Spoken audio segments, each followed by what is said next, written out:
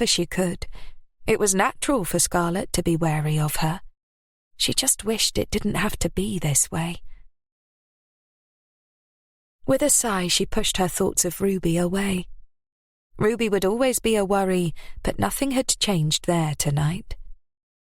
What had changed was that Ronan was gone, and everyone else was now falling apart.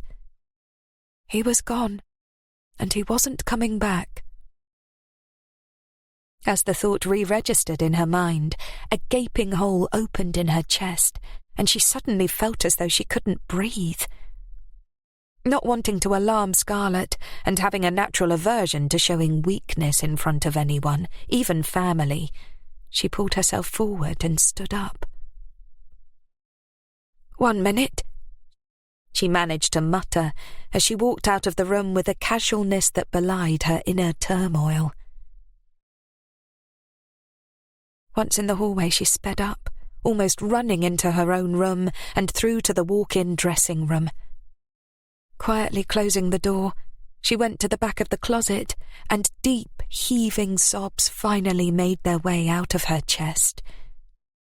She squeezed her eyes shut and tried to control them, but they wouldn't be controlled. Her brother was gone. It was real. It had really happened. As the realization finally hit her properly, she fell to the floor and bent over, putting her forehead to the ground as the pain flowed out through her tears. It had all been for nothing. Raising him, loving him, protecting him, carving out a life for him to raise his own family in, had all been pointless. Because he was gone. She, his big sister, Lily Drew, had failed. Chapter 18. Kath sat on the edge of her bed and stared at the picture on the wall in front of her. It was of their wedding day, of her and Ronan about to start their big life adventure together. That's what he'd always said to her, that life was the biggest adventure of all. Except now his adventure was over, and he'd left her all alone to carry on with hers. She wiped a stray tear that ran down her face. It had been just over a week since the night they'd found out he'd been killed. Just over a week since their whole world had come crashing down. The first few days were a bit hazy in Kath's memory now. She'd screamed and shouted and then completely lost the plot once Lily had turned up. She remembered that. Seeing her there standing in the hallway had been like a red flag, salt in the freshly carved wound in her heart. In the end, the police had called an ambulance, and she'd been taken to some sort of hospital where she'd been sedated. They'd kept her in for a couple of days until she'd calmed down, and all their tests concluded that she wasn't an actual risk to anyone. She'd felt so guilty then, when Scarlett had come to collect her. Her beautiful daughter was so young, yet she'd left her alone to cope with the news of her father's death, with no one but Lily to help her through it. And the boys, of course, but they were no substitute for her own mother. She looked down to the ring she was slowly twisting in her hands. It was a simple band, platinum, thick and strong. It was the only thing of Ronan's she'd been able to get back so far. The coroner was refusing to release his body until they'd worked out exactly what had happened, and so she hadn't been able to arrange a funeral or sort anything out because they were all just stuck in this strange limbo. She wiped another tear from her cheek. A soft tapping sounded at the door, and then Scarlett's head appeared as she leaned round it. "Hey," she said. "Are you coming down? I've made us a cuppa." "Yeah, all right, love," she replied, her voice barely stronger than a whisper. "I'll be right there." She tried to smile, but could feel it barely made it halfway up her face. Scarlett tried smiling back, but Kath could see the same strain she felt echoed in her daughter's face. "Great. You remember Aunt Lil is coming over today, don't you?" Scarlett asked tentatively. Kath exhaled heavily. Lily had tactfully kept her distance since the night they'd been given the news, but now that the dust had settled, Kath knew the issue needed to be addressed. She had lashed out at her terribly and said things that could never be unsaid. But they were family, and right now, for better or worse, they all needed to stick together and get through the storm they found themselves in. Because that's just what they did, and it's what Ronan would have wanted them to do. "I remember," she said quietly. As if on cue, a car pulled up outside, and 2 doors opened and slammed before footsteps sounded on their way up to the house. There was a pause, and then the doorbell rang. Lily had obviously decided against just walking in on this occasion. Kath closed her eyes for a moment. "I'll go and let them in," Scarlett started. "No, don't." Kath stopped her. "I'll go. It should be me." "Oh, okay. I'll give you a minute then." "Thanks." She shot Scarlett a brave smile and stood up, slipping Ronan's ring back onto her necklace and fastening it around her neck. She opened the front door and stepped aside, gesturing for Lily and Killian to come in. Lily glanced at her warily as she entered, and Kath stalled her with a hand on her arm. "You don't have to stop using your key, Lily," she said. "We're still sisters by marriage. This is still a family home." Lily stared at her for a long moment. "Thank you, Kathleen," she said. "That's good to know." She walked through to the kitchen, her black heels tapping loudly on the hard floor, and her stance unusually rigid as the elephant in the room grew more prominent. "Is Scarlett around?" she asked eventually. "She is," Kath replied. "Look, Lil." She sighed and looked away, her fingers fiddling with a loose button on her top. "I was in a state the other night." "There's no need to explain," Lily said. "It was a hard shock for all of us. We all say things we don't mean in times of stress." "But that's just it, Lil." Kath turned to look at her, raw sadness in her eyes. "I'm not going to pretend I didn't mean it, because I did. I've made no secret of my distaste for the darker side of this family's business over the years, and we all know it was you who drove it from the beginning." Killian stepped back and leaned against the counter with a silent whistle, bowing out of the exchange. Whilst he would defend his mother to the end, he obviously knew this wasn't his battle to fight. This was too personal. Kath swallowed as Lily stood stock still, her expression unreadable. When Lily still didn't say anything, she continued. It was now or never to tell Lily the things she needed to say. "I was just speaking my mind when I said those things, so I can't apologise for that. But what I am sorry for is the way I attacked you with it." She nodded. "I am sorry for that. Because we are family, and there's love here, and I know that you would never have wished harm on Ronan. You've tried to protect him your whole life." She gave her a sad smile. "I know you have, more than anyone. But your lifestyle, the choices you made, they're the reason it's come to this. That's just a simple truth.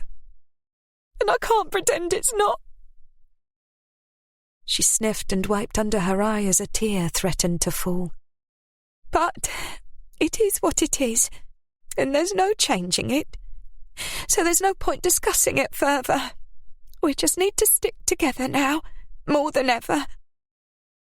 That's all I wanted to say." Lily stared out of the window, into the garden, folding her arms across her chest.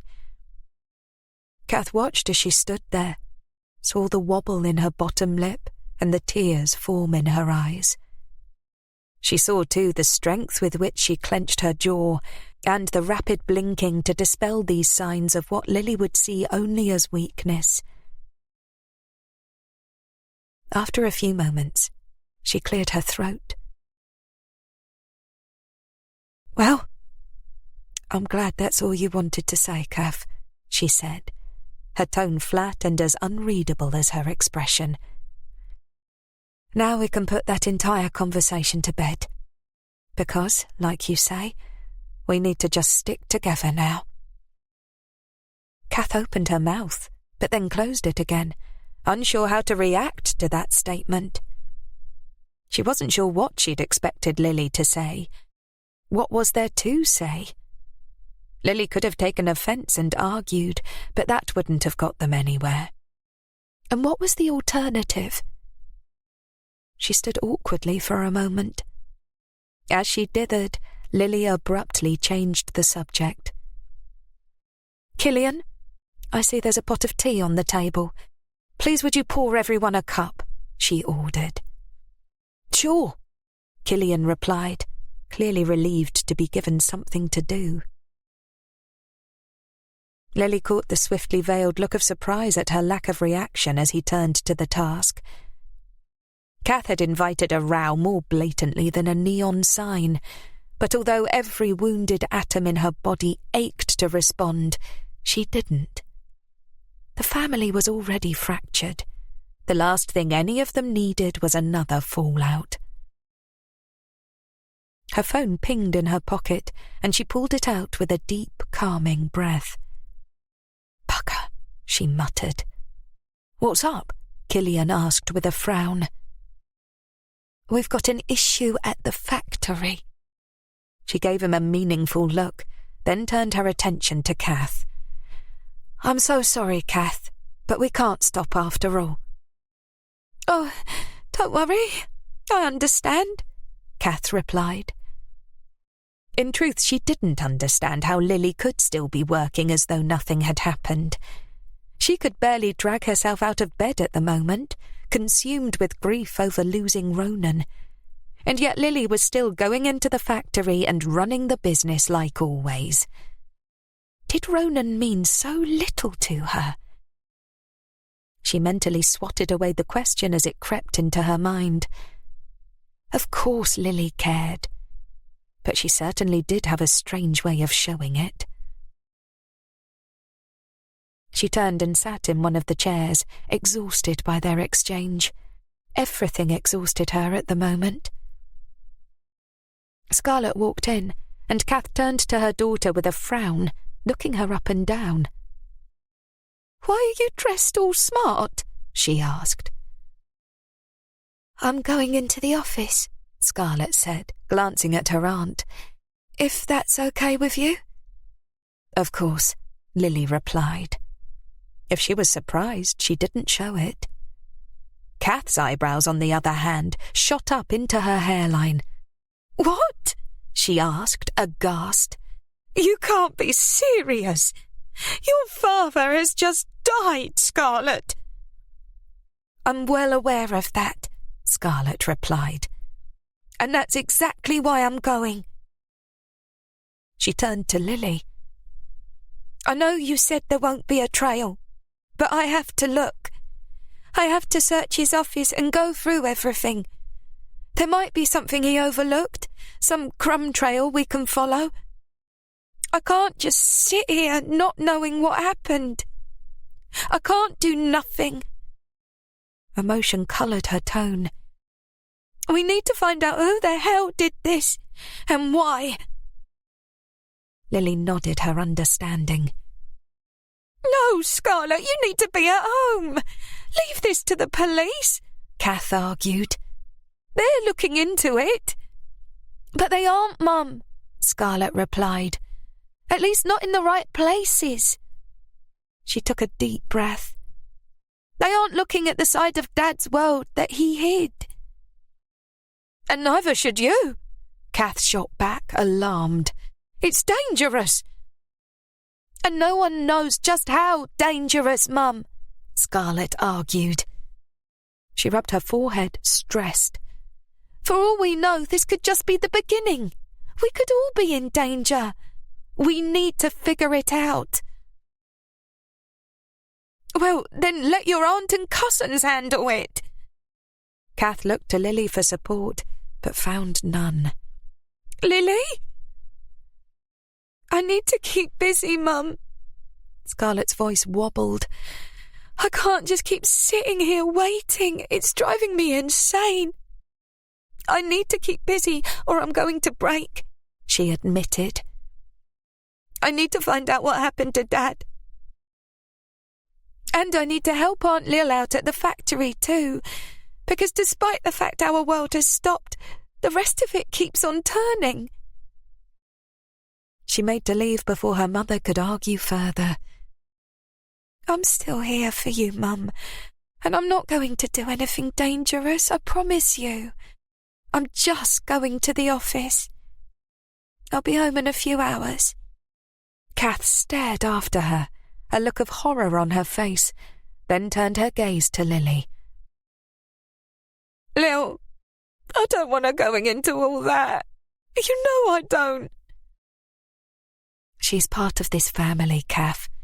She has every right to look into this, and she's also a grown woman, she added. I know you don't want to hear this, but she has to make her own choices. You can't keep her wrapped up in cotton wool forever. Kath opened her mouth to reply, but then shut it again, turning away as tears formed in her eyes.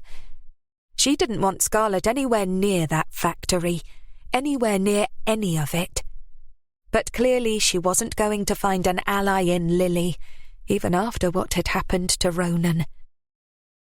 Killian made to move after his cousin, and Lily quickly followed suit before further conversations were forced.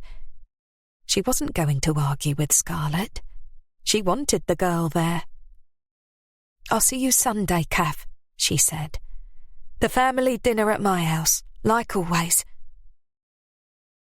Except it ain't like always, is it, Lil? Kath responded sadly. Because Ronan's gone. It will never be the same again. The two women stared at each other for a long, heavy moment. No, Lily said eventually. It won't.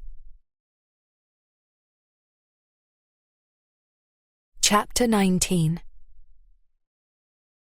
Killian split off to take a call, and Lily followed Scarlett up the metal stairs towards the offices, watching her carefully.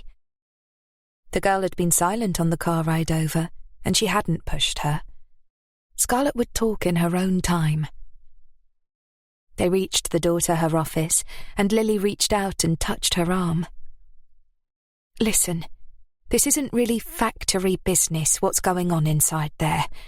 Why don't you sit in your... She hesitated. In the other office until we're done. It shouldn't take long. Scarlett glanced at the door to Ronan's office, and a fleeting look of fear passed over her face. She didn't want to be alone in there just yet, Lily guessed.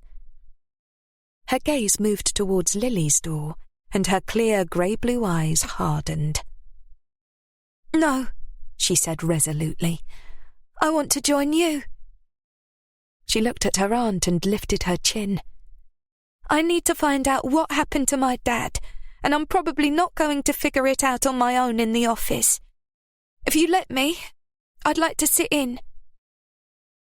Lily nodded. If you're sure, then of course you can. But be aware, Scarlett. She gave her a hard stare. The more people who see you at meetings like these, the more word will spread that you've joined the firm. Except I haven't, Scarlett replied quickly. No, you haven't. Lily's gaze travelled across her niece's face critically. I won't lie to you and pretend I don't want you here. I do. More than ever now. You know your father did too, she pressed. And it is still your decision. But be warned. Her level gaze intensified. This isn't the corporate world. You can't dip in and out as you please. Once you start playing this game, you're in. And once you're in, there is no escape clause. You can't just hand your notice in. Once you're in for life. So, you can come into this meeting with me today, but you need to make a decision, and quickly. Are you part of this firm, this life, or are you not? Because if not, then you need to tie up whatever business you feel you still have here and start packing your things for Scotland. Because going there and leaving all this behind, that's the only way you can truly separate yourself for good. Scarlett swallowed, clearly at a loss as to how to answer. Giving her one more hard look, Lily turned and walked into the office. "Lily Drew, it's so good to see you," came an overly enthusiastic voice from one of the chairs by the coffee table at the side of the room. The voice belonged to a tall, awkward-looking man who watched Lily, but whose eyes constantly flickered away as if looking directly at her pained him somehow. His companion didn't seem to have the same affliction, watching Lily with dead eyes and an uninterested expression. "Harry Snow. I would say the same, but we'd both know I was lying." Lily didn't bother to fake a smile as she crossed the room and took the seat behind the desk that Connor had just vacated. He stepped back and stood behind her, a menacing look in his dark brown eyes. They flicked momentarily to his cousin with curiosity, but then rested back on the newcomers in the room. Harry chuckled, the sound a strained mixture of amusement and stress. "You always were direct, weren't you? So very direct." "What do you want, Harry?" Lily asked, folding her hands in her lap and narrowing her gaze. Harry Snow had extorted them so many times when they'd had no other options that they were way beyond fake pleasantries. "To offer my condolences," Harry replied, his head snapping to the side with a nervous tick as he forced himself to look at her. Lily resisted the urge to curl her lip in disgust. He reminded her of a snake, a broken, dysfunctional snake that was always ready to strike, even when it looked weak. She looked down to the silver cigarette box on the desk and opened it, lighting one up. She purposely didn't offer one to her guest, despite knowing he smoked. "That's interesting, Harry," she said, "that you would come all this way to offer us your condolences. Did they run out of cards at the corner shop?" Her quiet tone was laced with subtle sarcasm. Harry chuckled once more and pulled his own cigarettes out of his inner pocket. He lit up and Lily watched him carefully. "The thing is, Harry," she continued, her casual tone hardened by a dangerous edge, "a little birdie told me that you've been talking about causing problems over here with our firm. And then, not a heartbeat later, Ronan is found dead in an alley." Her dark eyes grew colder, never leaving his face. "And then suddenly, out of the blue, I find you here in my office. Now." She took a drag on her cigarette and blew out the smoke slowly. "What should I make of that, do you think?" "Let me guess," Harry replied, a humourless half-smile pulling up one side of his weathered face. "That little birdie of yours was none other than good old Raymondo," he mocked. "Am I right?" "I wouldn't let him hear you call him that. He might think you're taking the piss, Harry," Lily replied dryly. Harry's twitching gaze locked with hers for a few seconds before he pulled it away. That's the reason I'm here. To stop that little mind of yours barking up trees that ain't right. I am looking to expand some businesses that might concern you at some point in the future, yes. He nodded. But I didn't have anything to do with Ronan. I had no reason to want him dead. He was a good customer. I'll be sad to see that income go, to be honest. We are good customers, Harry, Lily corrected. And your income from this firm won't be changing any time soon. Assuming, of course, that I don't find out that you were responsible for my brother's death. Harry's eyebrows rose and he glanced at her with interest. Lily wasn't surprised by this reaction. In the past, especially at the beginning, they had fought for their position in a very biased world. A man's world where women were seen as weaker beings. It had served them well to use Ronan as the face of the business. But times had changed, and although there would always be some bias remaining, it was time to make the true situation known. Lily was the hard rod of steel behind everything they did, and those who assumed she was just hanging off Ronan's shirt tails were about to be in for a rude awakening. I see, Harry said, his tone calculating. You feel confident you can take over from your brother now that he's gone? Let's clear something up, shall we? Lily proposed, the cold smile on her face not reaching her eyes. I'm not taking over from Ronan, because we were equal business partners from the start. My brother and I crawled up from the gutters of life to everything we have now, together. She lifted her chin proudly. We've known every level of desperation and every victory on our way up the ladder as a team. To be completely clear, there has been no bridge crossed, no dirty deed that Ronan has ever done that I haven't done right alongside him, and would do again on my own with no qualms whatsoever. It was veiled, but a clear threat just the same. After a few long seconds, Harry held his hands up in defeat with a smile. I meant no offence to you. I am of course aware of your standing. I meant only to refer to the additional workload on your shoulders now that there is only one of you, where once there were two. Lily swallowed the lump of grief that sat in her throat, not willing to let Harry Snow see her pain. He was lying about what he had meant by his question. His expression had betrayed him. This was a backtrack, but it mattered little.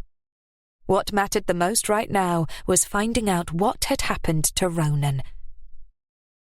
It had been a week, and the police had come up with nothing, which meant it was down to her to find out which underworld lowlife had decided to take her brother out. And it had to be someone from the underworld. A rookie or chancer wouldn't be able to get away so cleanly without leaving evidence. She was sure of it. Her inquiries had got her nowhere so far, but they would eventually. No one could hide forever. I'm not alone in running this company, nor was it just myself and Ronan before he was killed. This is a family firm, and I have many extra pairs of hands to make sure nothing interferes with the smooth running of our businesses. So you need not concern yourself. Oh, yes, your sons are indeed fine men. Harry's mouth curled up into a smile of amusement once more. And this? He turned his sly gaze toward Scarlet. This must be the heir apparent. His flickering gaze moved up and down as he studied her curiously. You'll certainly be an interesting one to watch. Lily didn't respond to this probe. He was looking for confirmation, but as yet she had none to give.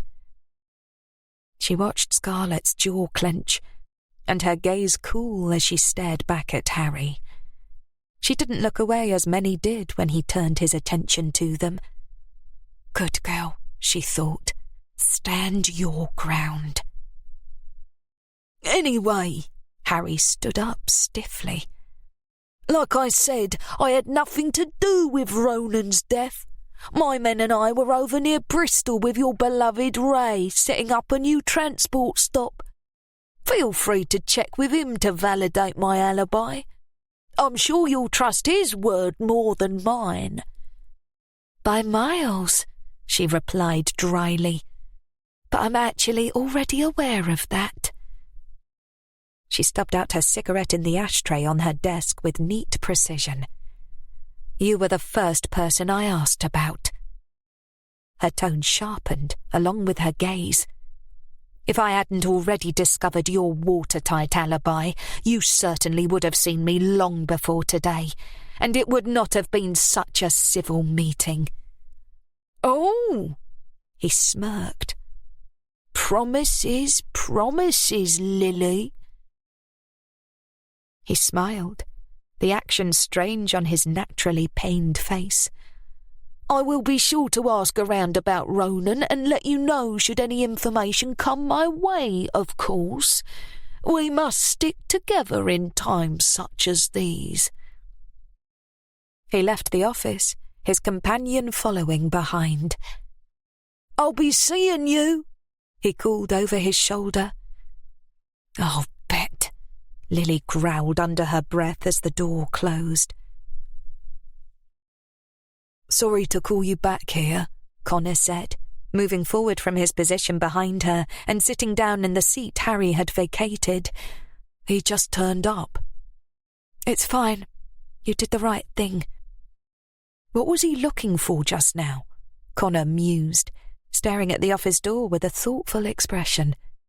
Weakness, Lily replied. She looked over towards Scarlett, who was taking it all in with interest. You're looking for clues, Scar, she said. So here's the first thing you should know. Family are the only ones you can ever freely trust.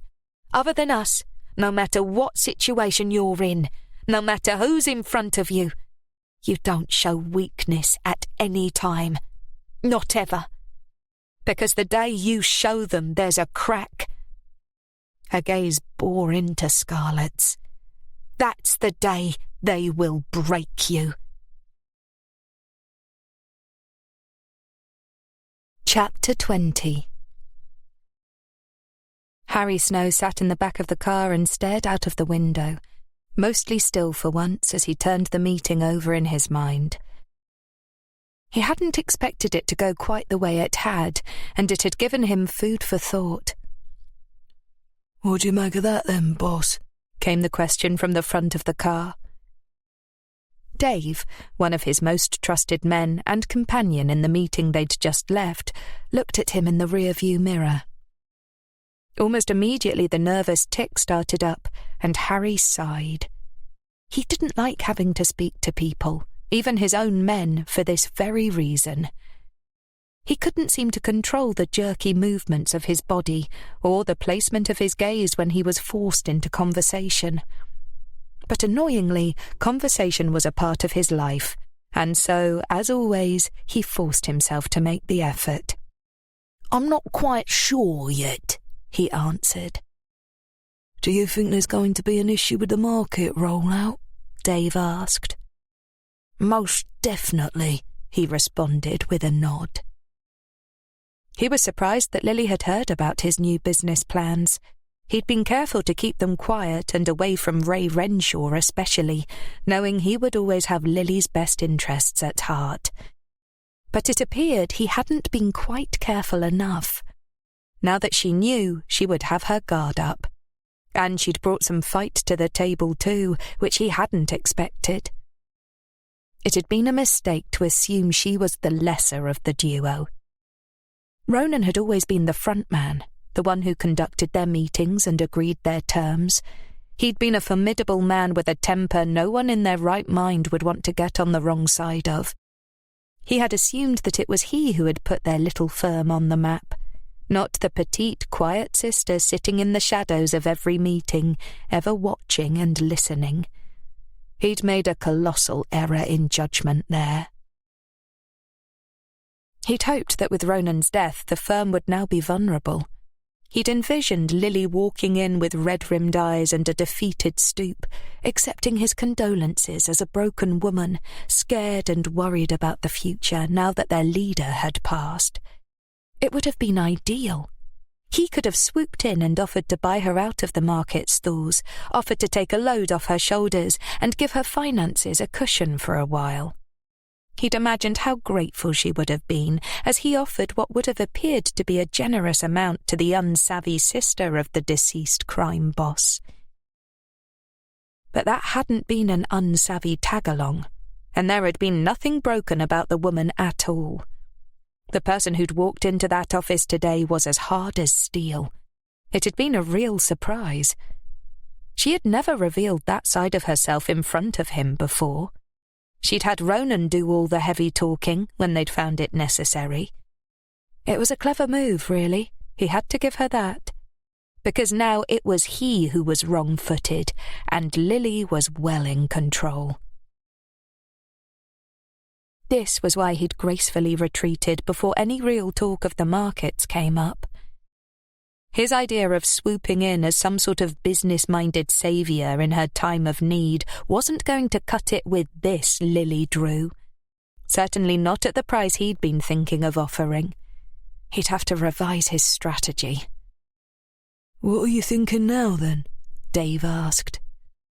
"I'm not sure yet," Harry replied. "We could still go in with an offer. If she turns it down, we'll just take what we need anyway," he mused. "Then again, maybe we should skip the pleasantries, save the money, and take it straight away." He stared out of the window at the passing cars with a slight frown. "But then, if we haven't at least tried to be reasonable, we'll upset Ray quite significantly, and of course, Ray is a very valued customer." He pursed his lips. "We shall have to think about it." Harry had fallen into a life of crime partly by accident many years before. His father had passed down an oddly mismatched handful of successful businesses that were dotted around the country. Among other things, Harry had inherited a haulage company, a small shipping fleet, several toy stores, an industrial bakery, and a finance company. He'd quickly seen the potential for extra money and had built up a network of men who assisted in making all the right connections with all the wrong people. He'd tripled his income almost overnight, and now many of the smaller firms in big cities, such as the Drews, counted on his services to allow them to smoothly run their jobs. Now Harry was looking to expand across London by taking over some of the busier markets. Clients often needed a fluid, fast-moving sales outlet, and whilst he was able to help them with all sorts of transportation, laundering and loans, he wasn't currently able to offer any sort of decent sales channel. It irked him to have to say no when there was so much more money to be made. And now that his son had made a potentially very lucrative new deal, dependent on having this sort of outlet, it was time to change this. "Things are changing in London, Dave," he said as he continued to stare at the passing cars, unseeing. "Power is not a static entity. It's not something you're born with or can hold on to indefinitely. It's ever-moving, accorded to those with the right mindset and the right tools at the right time." He sat back in the chair. "I may have underestimated Lily Drew, but they're still vulnerable now that Ronan has gone. And their power was never that far-reaching anyway. However we decide to proceed, we will get what we want." His gaze darkened determinedly. "And the Drews will fade further and further until they're nothing but a memory of a firm that was a player in the big game once upon a time."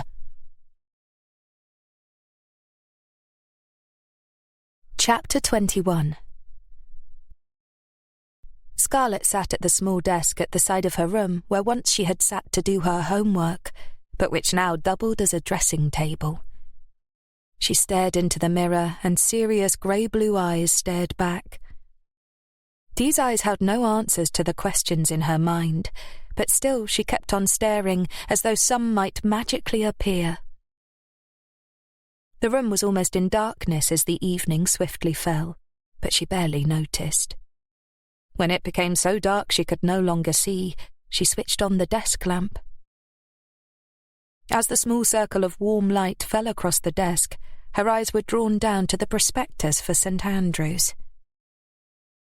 She felt the familiar pull as she opened the first page and looked down at the list of facilities.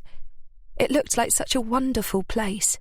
Somewhere she yearned to call her own, a place she dreamed of being part of. And that dream was about to become a reality. Her course was set. Her room in halls had been allocated, and her list of books had been emailed over to her. The future she'd worked so hard for, had studied through so many long nights for, was finally about to happen. It was all she'd thought about since the day she'd received her acceptance letter. But how was she supposed to leave now? How could she abandon her mother? How could she leave London without knowing who killed her father and why? And on top of all of that, how on earth was she supposed to turn her back on the family business now? Raised voices wafted up the stairs and through her bedroom door, and Scarlett tilted her head to the side with a small frown. It sounded like her aunt, though she hadn't realised she was even here. She must have come to visit her mother. As another sharp retort sounded, she opened the door and made her way downstairs to find out what was going on. As she descended, she caught sight of her mother and Aunt Lily standing in the lounge, facing each other. Her mother had her hands on her hips, and Lily stood ramrod straight with her chin held high in defiance. Neither of these were a good sign. "I don't care what you say about it, Lily Drew," Kath snarled. "It ain't happening. I ain't losing her the way I've lost Ronan, so she's going to bloody Scotland, and that's the end of it. You want to ship your only daughter off to Scotland just weeks after her father's died. Is that what you're telling me?" Lily shouted back. "You want to split this family even more than it has been already." "Yes, I do," Kath retorted strongly. "Ronan is dead. I don't want the same for her. So if that means getting her as far away from this family as possible, then so be it." "You can't mean that," Lily replied with a small growl of frustration. "I know you don't mean that. You don't want to lose her too. And you don't want her to be alone up there, to struggle through her loss without the very people around who love her, who raised her." "You did not raise her!" Kath cut her off with an angry roar. "I raised her! Me and Ronan!" Scarlett ran forward, breaking free of the shock which had caused her to pause. "Jesus, stop this, both of you!" she exclaimed. Neither seemed to hear her, each locked in their own side of the battle. "I may not be her mother, but we've all raised our children together," Lily replied, her words full of emotion. "We all picked them up when they cried, cleaned their scraped knees, taught them to be who they are. It takes a village, Kath, and we're her village. You can't just cut her off from that. And you can't take away the fact that the firm is the beating heart of this family. It provides our lifeblood, the money we need to live, to survive." "Guys!" Scarlett begged. She couldn't bear to see them at each other's throats like this. Not now, not when they needed to stick together. "That's not true," Kath argued, turning away and putting her hands to her face. "It is true. and you know it." Lily drove it home, seeing the crack in Kath's argument. "Everything you have is down to that business, whether you like it or not." "Stop this!" Scarlett tried to step in between them, but Kath pushed her out of the way with a sweep of her arm and stuck her finger in Lily's face in fury.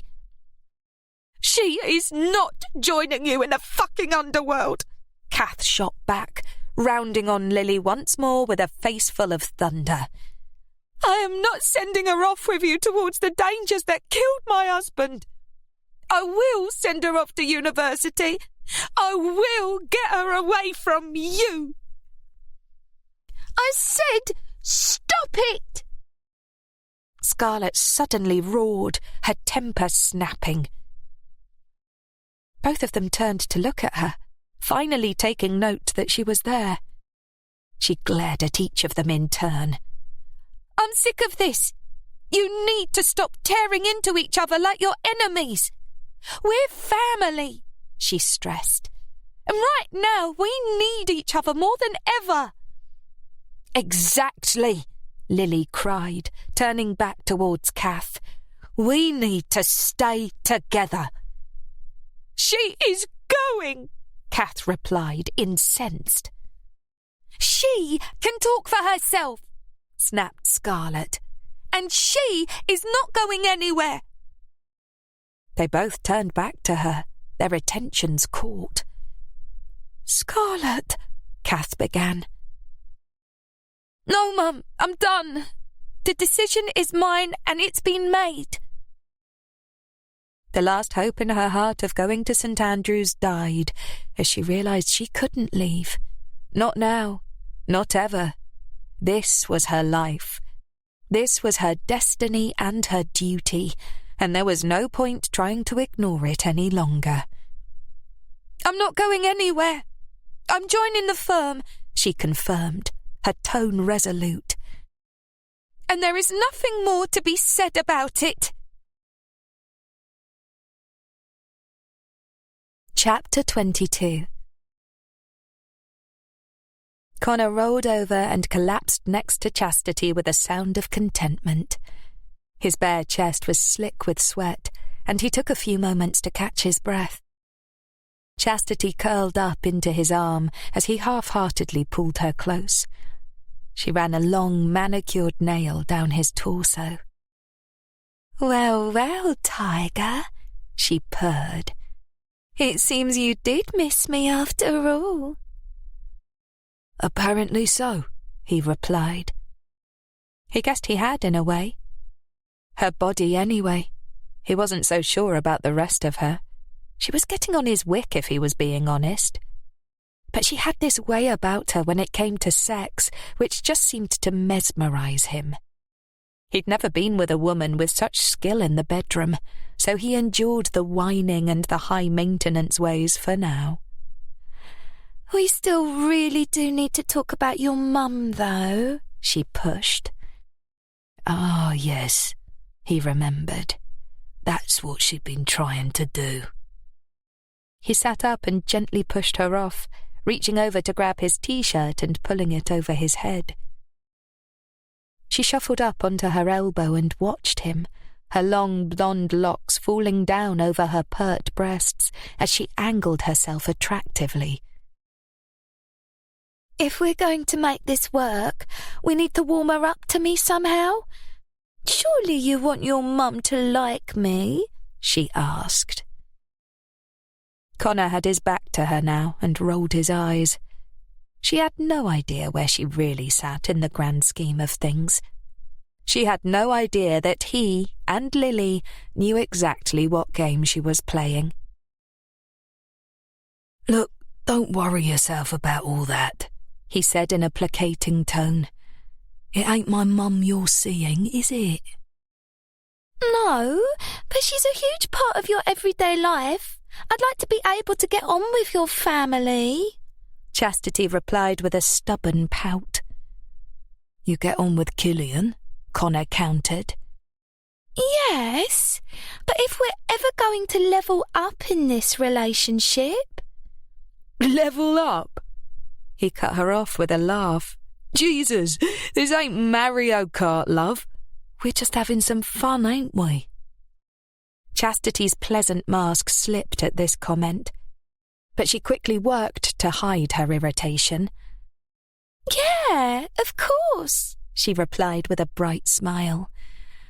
But all this fun we've been having has been the most fun I've ever had with anyone. She leaned forward, pushing her breasts against him as she pulled him back down. Isn't it the same for you? Connor grinned as she began kissing his neck, teasing his skin with her teeth. It certainly has been fun, he answered before gently pulling away. But right now, I need to stop having fun and get dressed. Killian will be here in a second, and I need to go. Can you see yourself out, yeah? Yeah, sure, she replied, her disappointment obvious. Connor stood up and hid his irritation.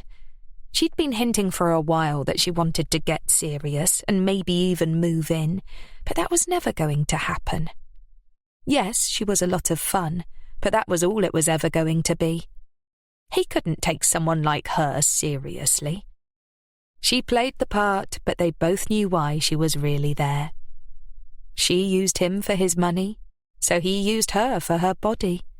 It was no more than a business transaction when it really came down to it. He didn't feel bad about this. He'd never pretended to her that it was anything more than that. It wasn't his fault if she chose not to listen. He reached for his deodorant and sprayed liberally under his arms, then quickly smoothed his dark hair in the mirror. It was time to set her loose, really. But her ample assets kept him from pressing the release button. Pulling his trousers on, he shot her a brief smile as the knock at the door sounded. That'll be my brother. I'll catch you later. Okay, so when are you thinking? Are you free tonight? Not tonight. I'll text you, he called back over his shoulder as he opened the door. Killian chuckled with amusement, and Connor rolled his eyes once more. Bye. He shoved his feet into his shoes, grabbed his jacket from the peg by the door, and walked out quickly before she could reply. How's the missus? Killian asked, tongue-in-cheek. Shut up, Connor shot back. She's getting rather attached, that one. Yeah, she's been on about trying to win Mum over this morning, Connor admitted. Killian laughed. Good luck with that, he replied. Nah, it ain't happening, Connor said firmly. What, the dazzling chastity ain't the love of your life, brother? Killian mocked. Oh, please, Connor replied with a frown. It'd take a few more brain cells and a few less sticky fingers to fit that description. When I do settle down, it will be with someone who's got a bit of something about them, not a pair of tits on legs who only fancies my wallet. Well, I'd be happy to take her off your hands if she's that much of a problem, Killian said with a jokey wink. Gross, Connor exclaimed, swatting at his brother. And you ain't her type anyway. How can I not be her type? Killian scoffed. I'm literally you, but funnier. He puffed out his chest with a swagger. You ain't as funny as you think, Connor replied. He dodged the sideswipe Killian aimed at him. What's the word today, then? He asked, changing the subject. Dunno. Mum said to meet at the factory. She didn't say any more than that. Did you collect the wedge from the backroom sales? Connor asked. Yeah, grabbed it last night. We'll need to do the rounds with it. It's more than usual, which is great, but not sure where she'll expect us to launder it all, he added with a frown. No, me neither, Connor agreed. He knew his mother had been pushing his uncle to figure out a better way to launder more illicit income for a while now, but he'd been pushing back.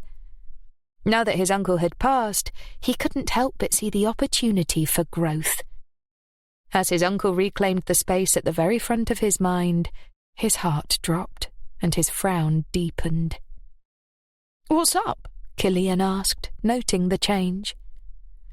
"Just thinking about Uncle Ro. Can't believe there's still nothing to go on."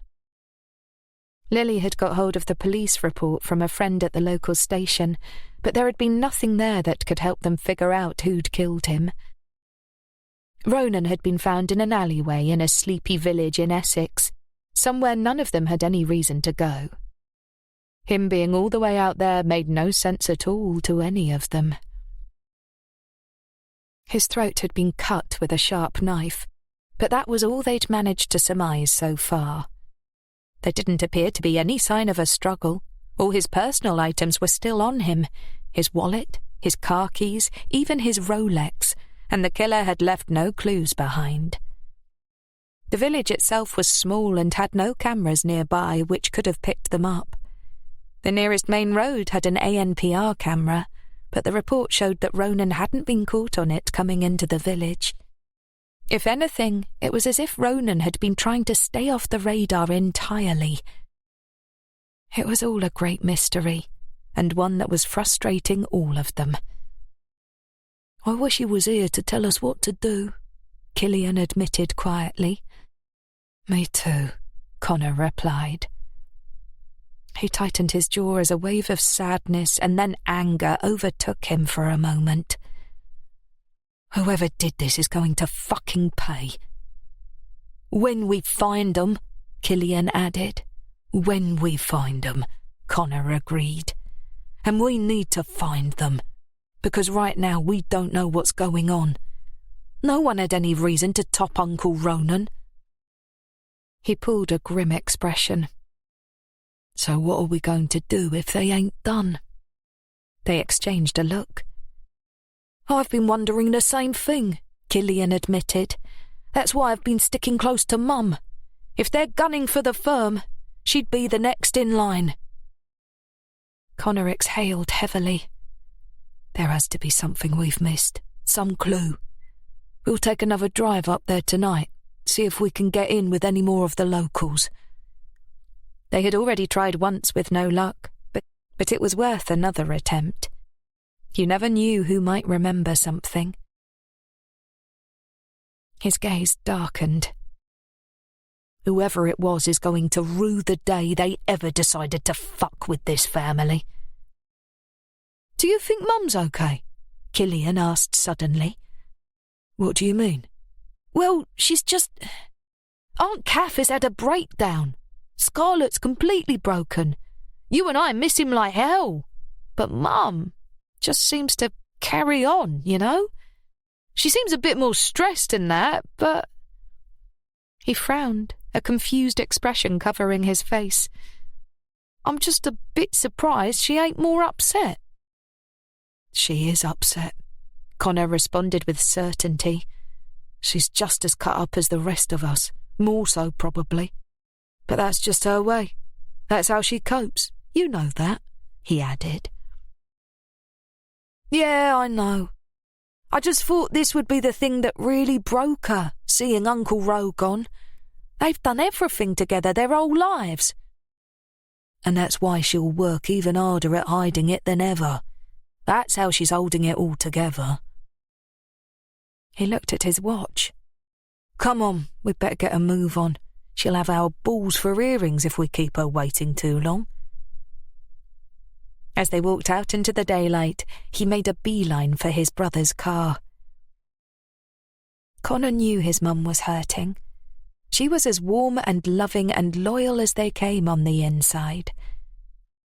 But she had a shell made of pure steel, and the deeper the hurt, the harder that shell became.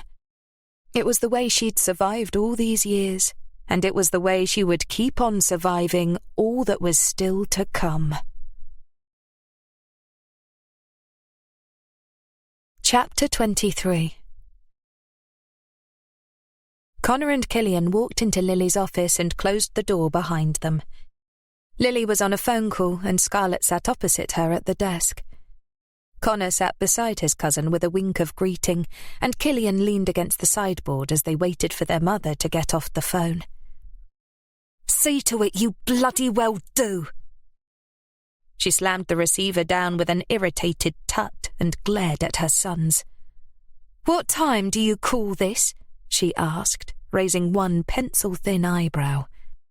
"Blame Connor," Killian piped up. "I had to drag him out of Chastity's loving arms." "Ugh!" Lily pursed her lips. "Does that girl not understand the concept of working hours?" Connor shot Killian a scathing look and ignored the talk of chastity entirely. "What's, He glanced at Scarlett. "What's on the agenda today, then?" "It's okay," Lily said, picking up on his hesitancy. She took a deep breath in and gave them a look.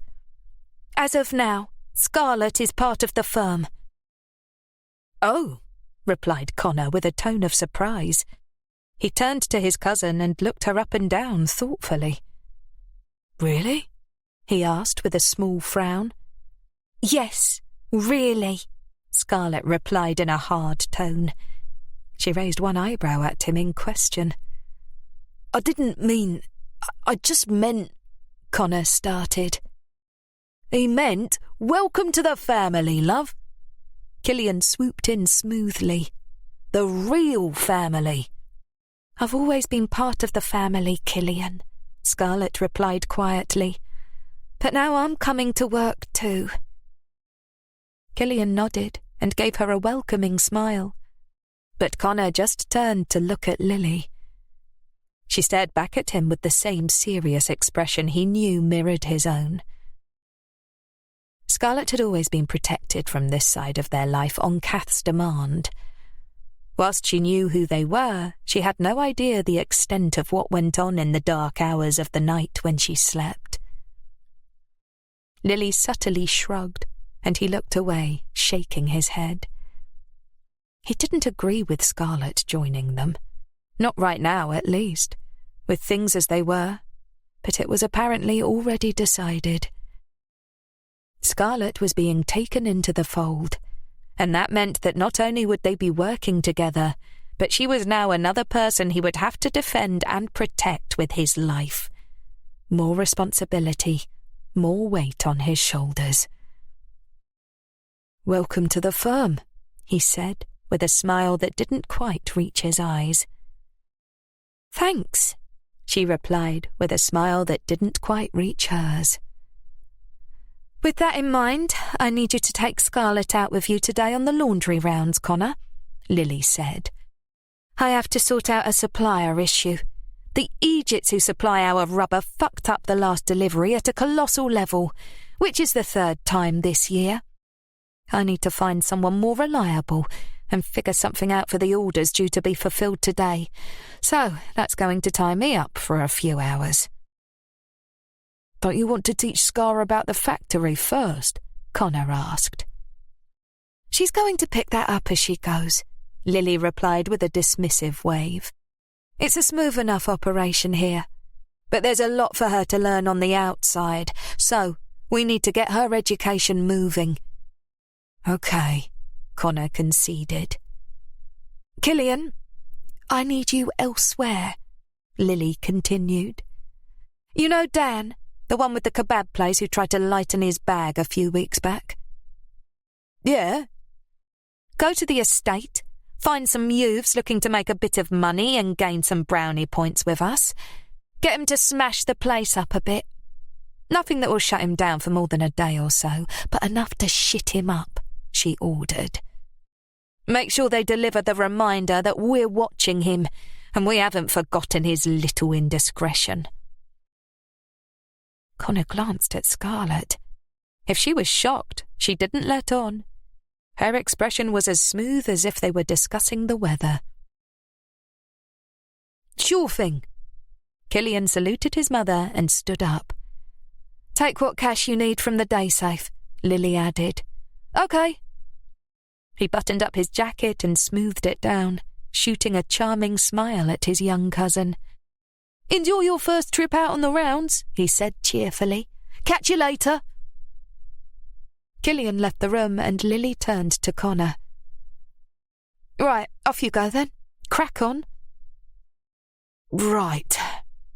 Connor exhaled reluctantly. "Let's go then," he said to Scarlett brightly. He followed her out with a lump of concern settling into his stomach. Was Scarlett jumping into the criminal side of their firm really what she wanted, or was it just a knee-jerk reaction to losing her dad? He locked his jaw and his face darkened. He prayed she was here for the right reasons, and that she was strong enough to take what was coming, because if she wasn't, the girl was as good as dead, and there would be nothing but trouble ahead for all of them. Chapter 24. Scarlett slid her gaze sideways towards Connor as he drove. "Where are we heading first?" she asked. "The Eric and Traby," he answered, slowing down and turning left at the junction. Scarlett raised her eyebrows, then quickly smoothed her expression, not wanting to let Connor see that she'd reacted. Luckily, he didn't seem to notice. The Eric and Traby estate was an area she'd always been warned to stay away from. It was rife with crime, and small-time gangs warred there regularly. "What interest do we hold in the Eric and Traby?" she asked. "We provide protection to some small businesses there, and a lot of the people who work for us live there," he replied. "But what about the gangs?" She looked over at him, concern and curiosity in her eyes. "They work for us," he replied. "Not exclusively, of course. They have their own things going on. They collect work from firms such as ours whenever they can, and in return we have an understanding. They show us respect and don't touch any of the businesses under our protection." "Okay." She twisted her lip thoughtfully. "So they're our street-level soldiers, then?" Connor looked sideways at her and nodded approvingly. "You're getting it." "So, just to clarify, we're safe in there?" she questioned warily. "To a degree," he replied. "We need to introduce you, spread the word you're one of us. Expect some pushback at first. They'll test you to see if you're going to hide behind us or whether you can hold your own." Scarlett nodded. "That's fair enough," she said reasonably. "You think you're ready for that?" Connor asked. The look in his dark eyes told her that he didn't, but she ignored it. "Any time," she replied. As they continued down the road, she turned this new information over in her mind. Knowing she was about to come face to face with people from an estate gang initially filled her with dread. Of course it did. It would fill anyone with dread, she reasoned. But she had chosen to step up in the firm, and that meant she needed to harden up and show the underworld that she was her father's daughter. She was no wallflower. She had never been a wallflower, no matter what she'd faced before. She had never had to face anything like this, of course, but she needed to start somewhere. Lifting her chin a little higher, she narrowed her eyes and looked straight ahead. She'd spent her whole life looking up to her father, and now he was gone. She felt her bottom lip wobble as the thought of him sent a spear of grief through her heart and bit down on it hard, clamping her jaw tightly. The wound was still raw. She doubted it would ever not be, so she had to try and work out how to live with it. He'd been her favourite person in the world, and she felt truly lost without him. Life hadn't turned out the way she'd thought it would, and that was hard. But jumping into the firm, taking her place in the machine he'd lovingly built over the years, was already helping her to feel closer to him, and that helped a little. She knew that nothing she could do would bring him back or take away the hollow void his death had left in her heart. And there was another pain, a secondary pain, that came from not knowing what had happened to him. This was the one she was trying to focus on for now. She knew she wasn't the only one who felt it. Everyone wanted to find his murderer and take their revenge. And unlike most families who went through this sort of thing, their family would actually take that revenge. Knowing that felt strangely comforting, but there was still a barrier of frustration that they needed to get through. They still needed to actually find out who it was. Scarlett had methodically searched her father's office drawer by drawer and file by file, but, as Lily had predicted, she'd found nothing relating to the meeting he'd been murdered at. She and Lily had visited several allies in the underworld asking questions, searching for any piece of information that could help them work out what had happened, but so far no one seemed to know a thing. With nothing to go on, Lily had sat down with Scarlett and shared her list of potential subjects. Harry Snow had been at the very top, but had been scribbled out after finding out he'd been miles away with Ray that day. The rest of the names on the list had been scribbled out too, all dead ends. Her aunt had frustratedly admitted she was no closer to finding the murderer, and now that left them with the hard task of taking a closer look at their allies. They'd spent all this time looking at foes, but could it have been a friend? Here we are. Connor's voice cut through her thoughts. Great, let's go. She was glad to be busy at the moment, to be throwing herself in the way she was. Anything that could distract her from her pain was welcome right now. Scarlett took in the tall brown brick buildings around them as she stepped out of the car. A couple of older women stood talking on the walkway outside their front door a few floors up on the building in front, but they stopped to stare down at the newcomers. A few kids kicked around an old football on the small patch of grass, and a group of young men stood together in an alleyway outside the window of one of the flats where music boomed out loudly. As they caught sight of Connor, one of these men tapped another on the shoulder and whispered something in his ear. He immediately disappeared down the dark alley, leaving Scarlett to wonder what had been said. Taking his time, Connor straightened his jacket, looked around, and lit a cigarette before ambling over to the group. Scarlett followed, staying a couple of steps behind. Damo. Connor acknowledged the man who'd whispered in the other's ear. He grasped his hand and briefly patted his shoulder in a familiar way, before letting go and stepping back. How's it hanging? So-so, Drew, so-so, he replied. What's the word on the next shipment? There's one coming in a couple of weeks. Good load from the sound of it. All High Street. Plenty to go around, Connor said. The young man who'd disappeared returned and gave Damo a nod. With this, Damo stepped aside with a smile. Chain's in the shop. He's expecting you. Scarlett followed Connor down the alleyway, keeping a careful eye on the young men as she passed them. They were all staring at her now, sizing her up with no subtlety at all. They carried on past another block of flats and through to a small row of shops. Who's Chain? She asked quietly. He runs a shop selling second-hand tech goods. He's mainly a front.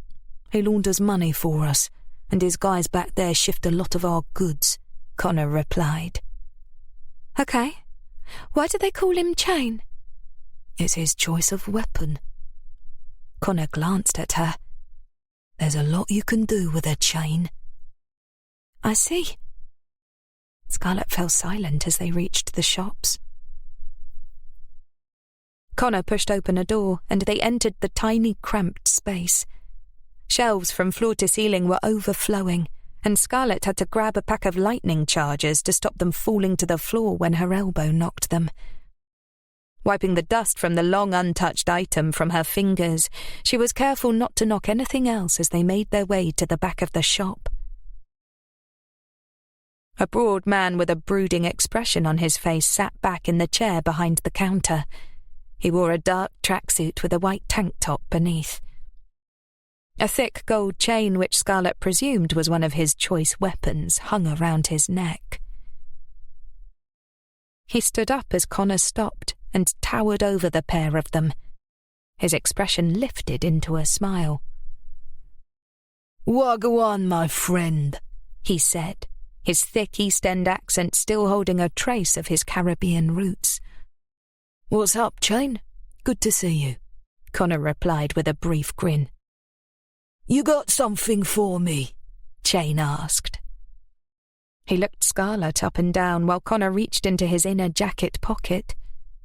He kissed his teeth and pulled back, looking at her at arm's length. "What we got here then, bruv? This your bird? This ain't no place for a date, Connor, man. Jeez. At least take her to a Nando's or something. Get some meat in her. She's a bit skinny, innit?" "She is Connor's cousin, not his date," Scarlett shot back sharply. "And she is also perfectly fine as she is, thank you." She glared at him with a cold, hard expression. Connor had told her she needed to hold her ground, so that was exactly what she was going to do. Connor chuckled as he pulled out the wedge of money wrapped in brown paper. Chain pulled back even further, and his eyebrows shot up so far they almost disappeared into his hairline. He stared at her for a moment. Eventually his eyes flickered up and down her body. "I don't like your skirt," he said, in a low, deliberate tone, narrowing his dark brown eyes. "Too long for my liking. I like 'em short and sweet, easy access." "That's okay," she retorted, her level gaze unfaltering. "I don't like your chain. Too blunt a weapon for my liking. I like them sharp and to the point. Much more efficient." There was a short silence, and then suddenly Chain burst out laughing, throwing his head back in mirth. "Gah! You're all right, you are."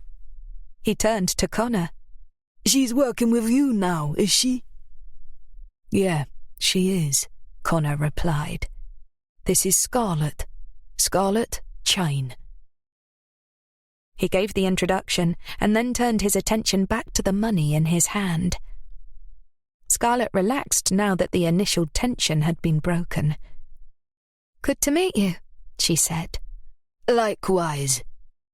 Chain looked at her critically. "You're Ronan's girl, that right?" Scarlett felt her muscles tighten at the mention of her father. "That's right," she said levelly. "I'm sorry about your dad," Chain said. "He was a good man." "He was the best," she replied in a low voice, the emotion she was trying to hide sneaking in on the last word. She clamped her mouth shut and turned away, pretending to look at the goods on the shelves. Connor cleared his throat. "Right, so there's 20 grand here. Can you clear that in 2 weeks? Sure." "Good.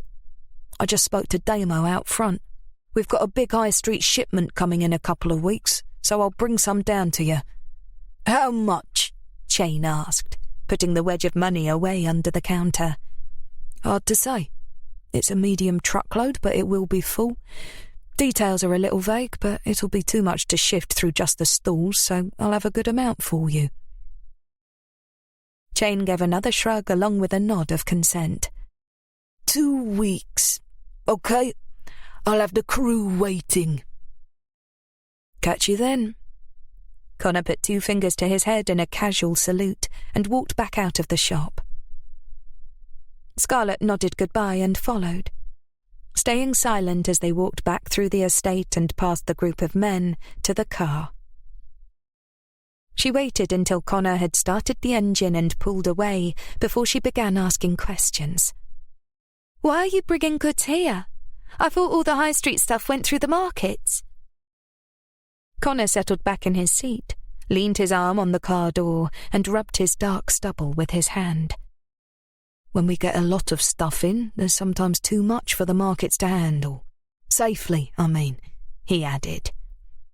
"We'd love to push more through, but it has to be a small enough amount that it can be hidden when the pigs or the market inspectors come sniffing round." "I thought you'd have the inspectors on payroll," Scarlett responded, surprised. "Some of them we do, but not all of them. And we can't control the police presence. It's too wide for us to handle," he admitted. "Fair enough." She looked out of the window. "Jane seems all right," she said, changing the subject. "I mean, obviously after you push back a bit," she added. Connor's head immediately swivelled round, and his dark eyes locked onto hers. "Don't ever be fooled by his friendly face, Scarlett," he warned, his tone serious. "Don't ever let your guard down or assume he's your friend, because he isn't. He's a cold, hard thug who would hurt you in an instant if it meant coming out on top. That playful banter he afforded you back there was because you were with me." He eyed her hard. "You were safe in there because you're a Drew, no other reason. And even though you're a Drew, until you show them otherwise, they will have in the back of their mind that you're the weak link if they ever need one to break. You need to remember that and take it seriously." Scarlett pulled a grim expression and looked away. She had clearly been naive in thinking that that conversation was as hard as it would be to get in with the local gangs. She was going to have to do a lot better, she realised, but only time would allow her to do that. Connor looked at her and saw the flush of embarrassment creep up her face. "Look, it's fine. You wouldn't have known that. But that's why I'm telling you now. Just keep your guard up." He turned to focus on the road ahead with a small sigh. "This world is full of dangers, Scar," he said, his tone grim. "Ones you're going to have to pick up on fast if you want to survive it." Chapter 25. Ruby pulled her hood over her frizzy ginger hair and ducked down slightly as she dashed past the wall that ran along the front of the building she was trying to avoid. She looked down to the ground and pushed her hands deeper into her pockets as she slowed to a fast walk, jumping slightly as the sirens on a passing police car came on. The blue lights flashed and passed her before disappearing around the next corner. She shook her head, feeling stupid for jumping. It wasn't like police sirens going off was an uncommon occurrence around here. The part of the Polthorne estate where she currently resided was a squalid area rife with drugs and thefts and all sorts of other small crimes. Passing the front of her old building, she stared up at the window to her old lounge wistfully. The light was on, which meant someone was in there waiting for her. But she wasn't stupid enough to go home, not now. She owed too many people too much money. Bad people. Another wave of pain rippled through her thin body, and she clamped her jaw against it. The need for her next hit was becoming very real, but she was out of cash, and none of her dealers would give her anything without payment up front anymore. Hurrying through the estate, she headed to the place she was staying. Perhaps Sandy had some cash she could wheedle out of her again. Sandy was one of the local whores, one of the few who worked alone without a pimp. She'd taken pity on Ruby, and was currently allowing her to camp out on her sofa until the heat died down. It was a shithole of a place, and Ruby had to listen to her service customers at all hours of the day and night, but it was far safer than sleeping on the streets. And as far as Ruby was concerned, there was no alternative. Like a lot of addicts, she had a home and a family to go back to if she wanted, but she didn't want to give up the drugs or the level of freedom she so fiercely clung to. She couldn't bear to be around her mother, who would beg and plead with her to get clean, or see the look of disapproval on her brothers' faces. So this was her only option, if she wanted to stay off the streets, for now at least. Reaching Sandy's flat, she let herself in and headed to the lounge. As she walked in, she paused, almost turning around. Sandy was stark naked on the sofa, her legs splayed, showing the world her wares, and a man of around 50, Ruby guessed, was pumping away at her, grunting with pleasure as he thrust into her again and again. Ruby's presence didn't seem to bother him in the slightest, nor Sandy, who shot her a quick smile of greeting. Ruby debated leaving again, as she'd have to pass the bucking pair to get to the kitchen where she could sit and close the door. But it was getting cold outside, and the longer she was out in the open, the more chance there was of being seen by the wrong people. She gritted her teeth and passed them as swiftly as she could, narrowly avoiding the man's hairy backside as she skirted around him to the kitchen. She closed the door and sat down, placing her elbow on the small table and resting her heavy head in her hand. She closed her eyes as she felt the coolness of her touch on her forehead. She was burning up. Another sign she needed a hit, and soon if she was to avoid going into full withdrawal. She stayed this way with her eyes closed until the groans reached a crescendo and the man finished what he'd come here to do. There was some mumbled conversation by the front door as he left, and then finally it closed. She lifted her head, about to go through to the lounge to speak to Sandy, when she heard another voice. She groaned internally. Sandy's next client was here already, it seemed. She settled back into the chair and debated making a cup of tea when the kitchen door opened and Sandy came in, closing it behind her. Dressed in nothing but a threadbare dressing gown, which she pulled tight around her ample bosom, she took the seat next to Ruby, lit a cigarette, and took a deep drag. She was in her late 30s, but looked almost 10 years older and wasn't in the best physical condition. But she kept her prices and her standards low, and so she was never short of customers from around the local estates. "Are you all right?" she asked, looking at Ruby critically as she smoked. "Not really," Ruby admitted. "I need to get some gear, but I'm out of cash." Ruby looked back at her with a small smile of apologetic hope. "I don't suppose I could borrow some of you, could I? I'll pay it back soon as I can. I just need to get myself straight." Sandy sighed. "I wish I could, but the rent's due this week and the bills are coming out too. I need all I've got." She took another drag and twisted her mouth to one side. "I do have another option for you, though," she added. Ruby looked up at her warily. "What option's that, then?" she asked. "My regular out there just turned up with his mate in tow, asked if I could fit 'em both in. I have another appointment after him, so I was going to say no. If you want to sort him out, then the cash is yours." "No, no way," Ruby said immediately with a strong shake of the head. "I ain't doing that." Sandy shrugged. "Suit yourself," she said, taking another drag. "Just thought I'd give you the option. It ain't that bad, really. A few minutes' work, then it's over, and you got cash in your hand."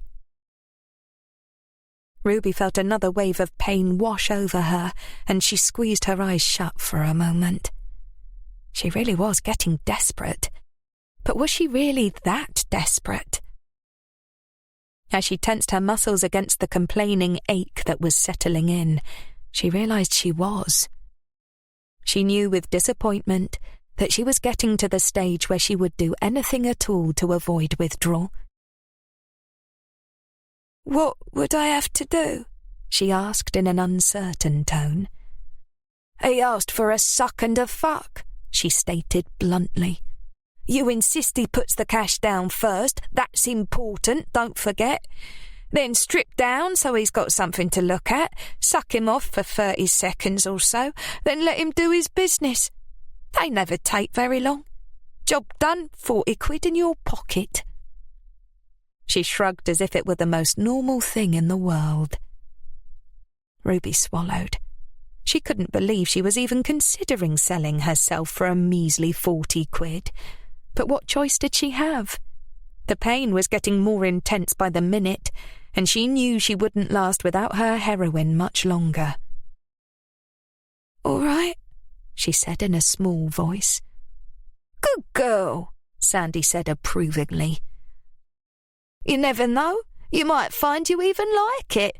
I don't mind it myself." She stubbed the cigarette out in the overflowing ashtray on the table and stood up. "Come on then, time's money. You can use the bedroom, I'll stay in the lounge." Ruby rose on wobbly legs, feeling her stomach jump up into her throat at the thought of what she was about to do. She could still back out, she told herself. But she knew she couldn't. She needed that money to stop the pain. There was nothing else for it. She followed Sandy back into the lounge and stared at the two men waiting there. One she recognised. She'd seen him there the week before. He had to be the regular Sandy said she'd expected. Her gaze flicked across to the other, a man of around 40 with salt and pepper stubble around his jaw, small dark eyes, and a rounded beer belly popping out of an otherwise slight frame. His T-shirt had a stain on it, she noticed abstractly. "Ruby, this is Wes. Wes, Ruby." Sandy made the introductions. "She'll take care of you today." Ruby saw his little eyes light up as they raked over her body, and she suppressed a shudder. Sandy gave her a nudge and she stumbled forward, the increasing ache in her body reminding her why she was doing this. This way," she said awkwardly, walking into the only bedroom in the small flat. She heard the door close behind her, and she took a deep breath before turning round.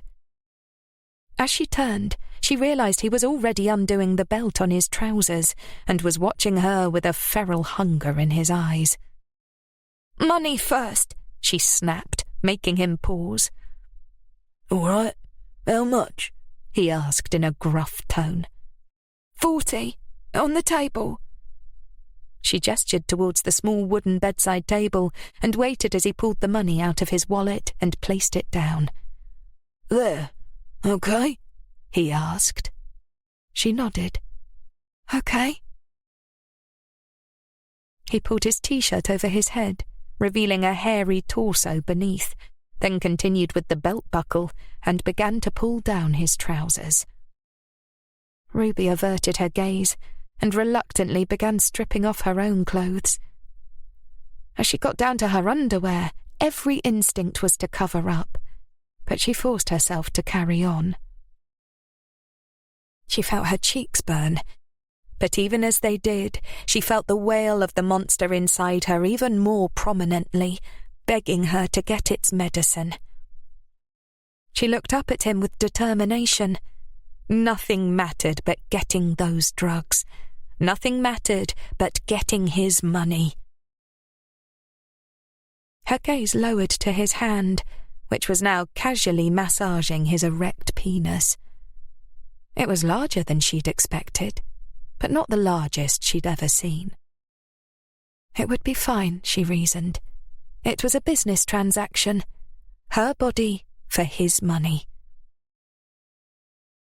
Wes reached over and grabbed one of her breasts, squeezing it a little hard, and she made a small sound of shock.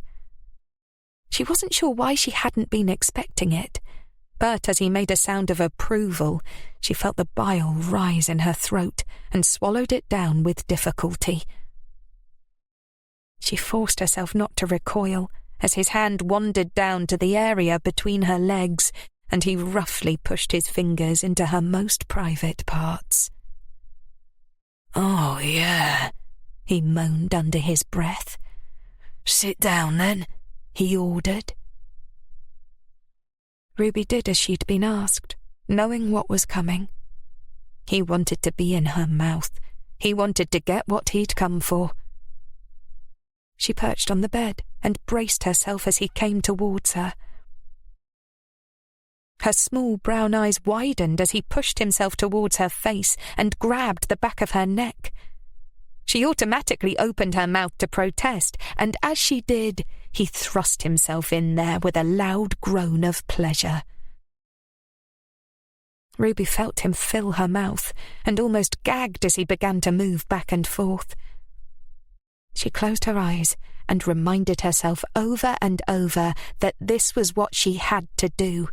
It was what she'd chosen to do, to get what she needed. But after a few thrusts, she couldn't stop the wave of nausea and pulled back, gasping for breath in order to stop herself from throwing up. Wes paused for a moment, then shrugged. "All right then, straight to it." He pushed her back on the bed and lifted her knees up in one swift movement, spreading them apart and positioning himself between her legs. He stared down over his protruding belly at her vagina and licked his lips in anticipation as he lined himself up. Still gulping in air, Ruby blinked, not mentally ready for this next stage yet. But before she had a moment to process it, he pressed forward and pushed roughly inside. She gasped as she felt him thrust as deep as he could get. Taking her gasp as a sign of pleasure rather than a sign of shock, Wes was spurred on and began to pull back and forth, quickly getting into a fast rhythm and working himself into a frenzy. He groaned and moaned as the friction began to push him towards the brink of explosion. His mouth gaped open, and his breaths became almost laboured as he bucked into her again and again. As she stared up at him, at the stranger she'd just met, who was old enough to be her dad, she was suddenly filled with revulsion. She felt him inside her, filling her, using her, and her whole body suddenly felt tainted. She tried to push him off. "Stop," she said. He either didn't hear her or ignored her, but either way he continued having sex with her, his panting intensifying. "I said, stop," she said louder. This time he looked down at her quizzically, but still didn't stop, dismissing her words as he focused on reaching the finish line. Ruby started to panic, sex with him now feeling more wrong than anything ever had before. "I said, stop," she yelled, pushing him off her with force. He looked down on her, anger colouring his face. "What the fuck are you playing at?" he growled. He reached forward and grabbed her legs again, forcing her back into position, this time with a strength she hadn't realised he possessed. He shoved her legs apart easily, despite her resistance, and pushed himself back inside her, thrusting harder this time, pushing painfully far in. "I said, fucking stop!" she yelled again, her own anger coming to the fore. He was momentarily taken off guard by the change in her tone, and she used the opportunity to push back off him once more. This time she didn't just stop there, knowing he would only continue to rape her if she gave him the chance. Putting all her strength behind it, she kicked out at his groin hard and felt momentary elation as her foot hit its mark. Wes cried out in shock and pain and fell to the floor, rolling around in agony as he held his privates. As quick as lightning, Ruby shot off the bed and shoved on her trousers. Stepping into her trainers and throwing her top over her head as she moved, she grabbed the money off the side. Whether he agreed or not, she'd more than earned it. Pausing for a split second as she eyed his trousers on the floor, she then bent down and snatched his wallet out of the pocket. She'd seen the wedge he'd had in there when he'd pulled out her payment earlier, and it was a damn sight more than 40 quid. "Hey, what the fuck?" She realised Wes had caught on, and swiftly turned and ran out of the small bedroom before he could try and grab the wallet back. Sandy was walking towards her on the other side of the door, pulling her gown around her waist. "Ruby?" she asked, confused. "What's going on?" Ruby didn't stop to answer. Instead, she ran out through the front door and down the street until she was well away from the small flat and its sordid inhabitants. She ran and ran until what little strength she had left was spent. Once she felt confident enough that she wasn't being followed, she slowed to a walk and pulled her hood up over her hair. With the initial danger now behind her, tears began to fall down her cheeks unchecked. She wrapped her arms around herself, trying to walk off the dirty feeling all over her body from what she'd just done. Why had she done that? But even as she asked herself, she knew the answer. She needed to find a more permanent solution to her money issues, because she knew now that she could never bring herself to do that again. And she didn't want to be in a position where she had no other choice again. She shivered, and her hand tightened around the wallet she'd just stolen. She needed to get to her dealer and buy enough to see her through the next few days. Once she'd had a hit, she'd be able to think clearly and work out what she was going to do. Because she couldn't go back there, not after what she'd just done. Sandy wouldn't welcome her back now. With a shake of her head, she put Sandy out of her mind. Right now, she just needed to get some heroin in her system. But as she changed direction, she clocked the man staring at her from just a few yards away and froze. Turning back the way she'd come, she bolted, running as fast as her aching legs would carry her. Chapter 26. Scarlett locked the car and walked up the front path towards the house, glad to be home. It had been a long day. After doing the laundry rounds with Connor and learning as much as she could about the people they worked with, she'd put in a few hours on the paperwork at the factory. It was a simple enough operation. She'd figured out the general way of things already, but she wanted to make sure she understood everything inside out. It had only been once she'd reached the bottom of a pile of paperwork that had been waiting to be sorted for a while that she realised it was already dark outside, and much later than she'd thought. Lily had left a few hours before, off to sort out some other issues that weren't to do with the factory, and the production line had long turned quiet. She'd packed up for the day, grabbed her bag and headed on home, ready to take a long soak in the bath and go to bed. For the first time since her father had died, she was actually looking forward to going to bed. Every night so far she'd lain awake, locked in her grief, crying herself into an uneasy sleep. But today she was so tired that although she had no doubt that she'd still end up having a cry, she'd most likely fall asleep pretty quickly from exhaustion. It was a welcome thought in the darkness they were all currently trapped in. She let herself in and walked through to the kitchen, where a plate sat on the side wrapped in cling film. It was a simple meal, chicken salad with some coleslaw, but the fact that Kath had dragged herself out of her grief-induced trance long enough to make it for her lifted Scarlett's hopes. She'd been looking after her mother since it all happened, making her food, putting her to bed, trying to get her to get up and move around in the day. So to find Kath had been in the kitchen putting food together for her was a good sign. Wearily, Scarlett dumped her bag on the kitchen island and pulled back the cling film. She picked at a stray piece of coleslaw with her fingers, popping it in her mouth before reaching into the drawer for a fork. "You're back!" Kath's voice surprised her slightly. She hadn't heard her approach. "Oh, hey," she said with a tired smile. "Yeah, sorry.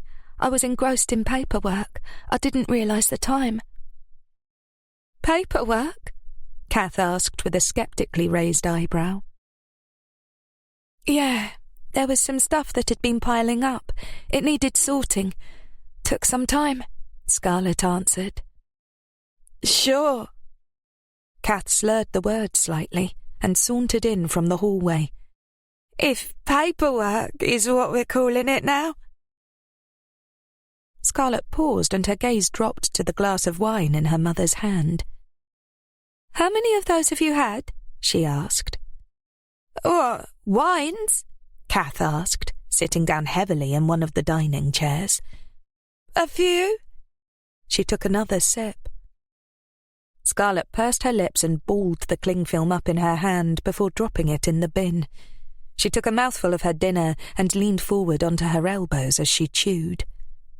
Kath often had a few drinks with family or friends, but never enough to get drunk like this. And considering the fact she hadn't, to Scarlett's knowledge, touched a drop since the night of Ronan's murder, this was a little concerning. So what have you really been up to? Kath asked. I just told you, Scarlett replied between mouthfuls. Paperwork. Right. Kath made a snorting sound of disbelief. You know, you might as well just be honest with me, Scarlett. Scarlett frowned, irritated, and stood upright, putting down her fork. I'm not lying to you, Mum. I've been sat in the office all afternoon doing paperwork. I'm trying to learn the business. And yes, both sides, she added. You know that. Kath's eyes flashed with anger. Oh, there we go. He's not cold in his grave. Well, not even in his grave at all yet. And here you are in that viper's clutches already. That's enough, Scarlett snapped, turning to her mother. She took a deep breath and tried to calm her tone. Aunt Lil has done nothing wrong, and I was always going to end up choosing this path, whether Dad was alive or not, she lied. There was no point riling Kath more by revealing just how close she'd been to leaving. Not now. She closed her eyes and exhaled. I don't want to hurt you, she said, but I've joined the firm and that's all there is to it. She lifted her chin a little higher. I'm not discussing it again. Kath's cheeks filled with colour. Well then, she said bitterly, you're heading down the same fucking path that killed your father. Suddenly a deep rage seemed to overpower her, and she hurled her wineglass across the dining room. It smashed against the wall and fell to the floor in tiny pieces. What the hell? Scarlett exclaimed in shock. Kath had always had some fight in her, but she'd never seen her lash out like this before Ronan's death. Wine dripped down into the puddle below, but Kath didn't seem to care. What are you doing, Scarlett? Kath continued, her words turning into a loud wail. What am I doing? Scarlett retorted. I'm working, Mum. I'm picking up where Dad left off. I'm joining the rest of my family and trying to carry on his legacy. His legacy? Kath barked out a bitter laugh. That ain't his legacy, Scarlett. You are. Not that foul, dirty worldie and Lil worked in. He didn't want you there. Not really. She shouted, standing up and pointing at her daughter. He wanted you to be clean and safe, not dragged down by that sister of his. What he wanted was for me to join him, and you know it, Scarlett shot back, anger bubbling away inside her. You just don't want to admit that to yourself.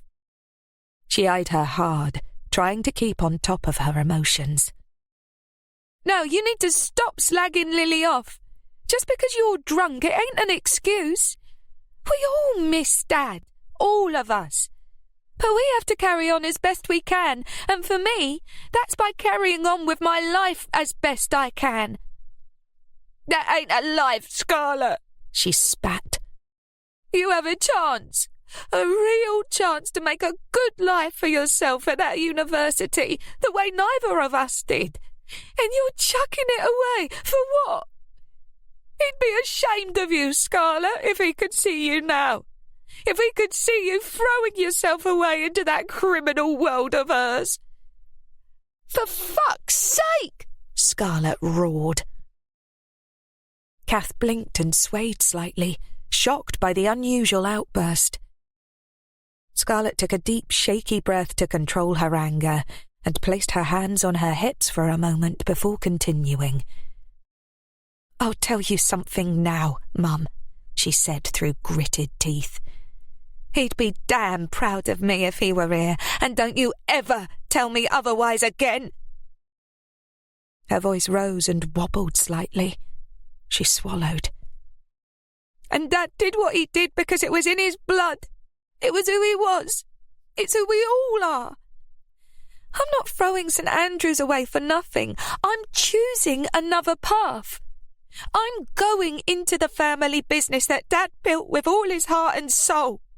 A business he chose and loved. Not one he was forced into. Neither of us have been forced, not by Lil or anyone. And the sooner you realise that, the better." Without waiting for her mother's response, Scarlett grabbed her bag and walked back out the front door, slamming it behind her.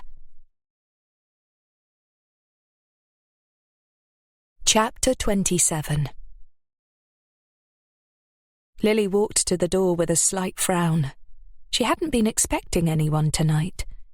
She peered through the peephole and her frown turned into a look of surprised recognition.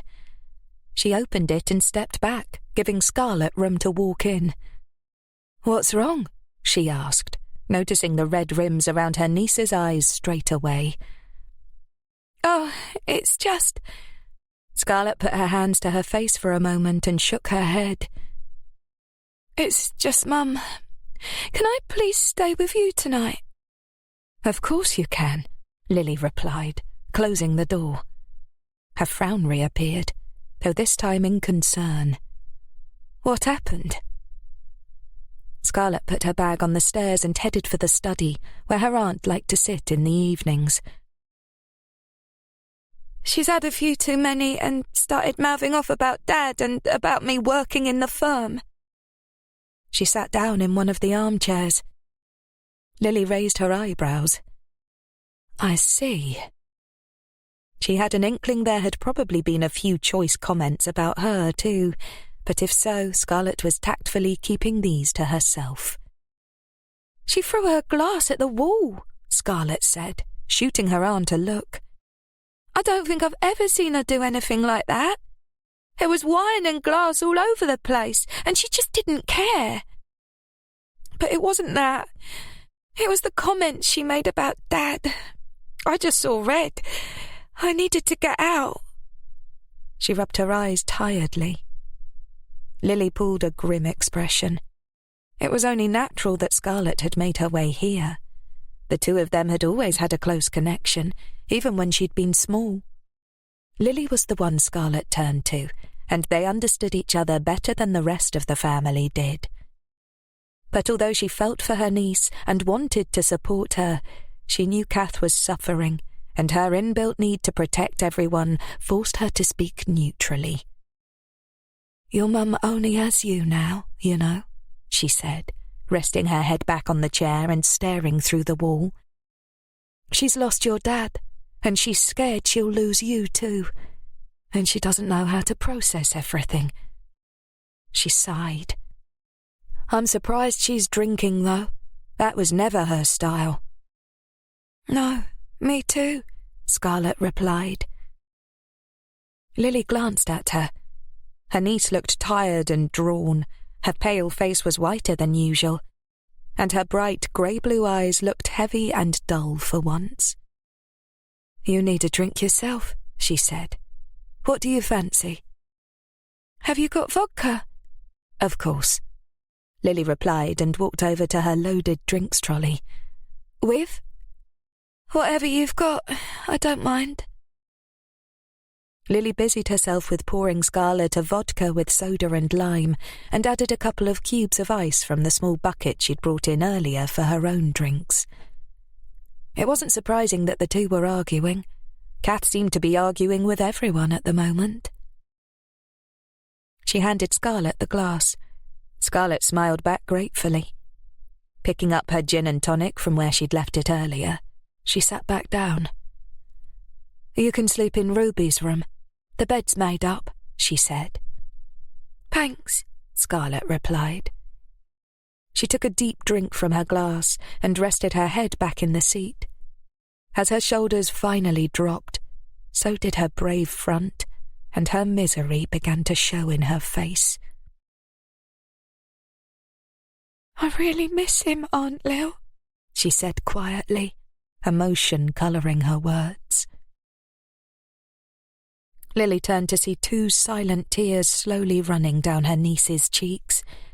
She felt her own eyes prickle at this and swiftly blinked them away, swallowing hard.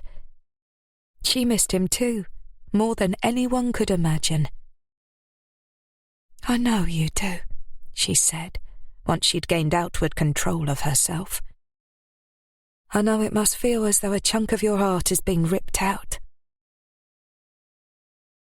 She reached across and squeezed Scarlett's hand as the girl bent her head and finally gave in to the flood of tears. "And that's okay. All that means is that you loved him and that he mattered, and that's how it should be." She nodded and clamped her mouth shut as her own emotions threatened to spill over once more. Scarlett squeezed Lily's hand back and took a deep breath, wiping her tears with her other hand. "I just never expected him to be gone. That's stupid, I know. We all end up saying goodbye one day. But I just didn't think it would be now. Not yet. He was still so young." Lily nodded and struggled to maintain her composure. "Yep," she managed tightly, before biting down on her lip. She sniffed and straightened up, clearing her throat. She looked down at the glass in her hand and focused on the clear liquid within, watching the chunks of ice make their slow journey around the rising bubbles. Mentally, she gathered up all of her pain and balled it into a sphere of angry energy. As she allowed her thoughts to circulate around it, she felt the pain dull to a more controllable fury, and she took a deep breath, releasing it and allowing the tension in her shoulders to drop. Anger she could cope with. Anger she welcomed. "Whoever did this has a lot to answer for, Scarlett. And I promise you, they will pay when we find out who they are." She nodded slowly, staring through the study wall into a future only she could see. An eye for an eye, the Bible says, because even God agrees that when someone does you wrong, you have no choice but to pay them back in kind. Chapter 28. Scarlett woke slowly, the hazy comfort of sleep still lingering as she gathered her thoughts. The pillow her head rested upon was fluffy, and the sheets were warm and soft on her skin as she lay embraced in comfort. It wasn't her bed, however, and it was as she remembered the previous evening that the memory of Ronan's death came crashing back into her mind too, like a boulder of pain. Her heart sank back down into the rut it had been caught in for the last couple of weeks, and she squeezed her eyes shut hard for a second, bracing herself against the grief, before pulling herself up into a half-upright position. As she sat up, she realised she wasn't alone. Someone was sitting in the chair across the room, watching her, and as her head swivelled and she focused on who it was, she almost let out a small groan. The frizzy red hair, sharp nose, and naturally downturned mouth could belong to no one but her least favourite cousin. "I turned my back for 5 minutes, and there you are, jumping in my grave," Ruby said in a low, dangerous voice. Scarlett sighed and sat up with a withering look at her older cousin. "Hello, Ruby," she said resignedly. "It's been a while." It clearly has, Goldilocks, Ruby replied with a sneer. Now get out of my fucking bed, or this little bear's going to eat you for breakfast. Scarlet padded downstairs and pulled the long, warm cardigan her aunt had lent her the night before around her waist. Ruby followed, her feet thumping loudly on each step behind. "Scarlet?" Lily called from the kitchen. Scarlet turned towards her voice, thankful that she'd be able to palm her cousin off on her aunt. Lily would deal with her. She was the only one who could. She entered the kitchen to find Lily pouring out 2 cups of coffee. "Was that you on the stairs just now? I thought I heard—" Lily's frown turned from one of confusion to one of surprise. "Ah. Hello, Ruby," she said cautiously. Coffee?" She lifted one eyebrow in question and reached for a 3rd cup. Scarlet sat down at the end of the breakfast bar, purposely away from her cousin, and grabbed one of the already filled cups. "So you assume the thumping had to be me, then?" Ruby asked petulantly. "Does Princess Scarlet not make noise when she moves? She floats above the fucking carpet, does she, in all her glory?" "No floating," Lily replied, eyeing her daughter with a mixture of hope and wariness. "And I never assume anything." "Oh, whatever!" Ruby spat back sarcastically. Lily sighed and softened her tone. "It's nice to see you, Ruby. If this is a social call," she added carefully. "Well, of course it's a social call. What else would it be?" Scarlet turned her face away so that Ruby wouldn't see the blatant look of disbelief upon it. Lily did, however, she realised, as she caught her eye briefly by mistake. But her aunt didn't react. Ruby was a live wire, a loose cannon in the Drew family. Lily had given up trying to keep her close a long time ago, because the more she tried to keep her in check, the worse her behaviour seemed to become. Ruby would turn up from time to time, though, like a bad penny, always when she wanted something. In fact, Scarlet couldn't remember a time that Ruby had come to visit her mother just for the sake of seeing her. She doubted Lily could either. "So, how are things?" Lily asked brightly.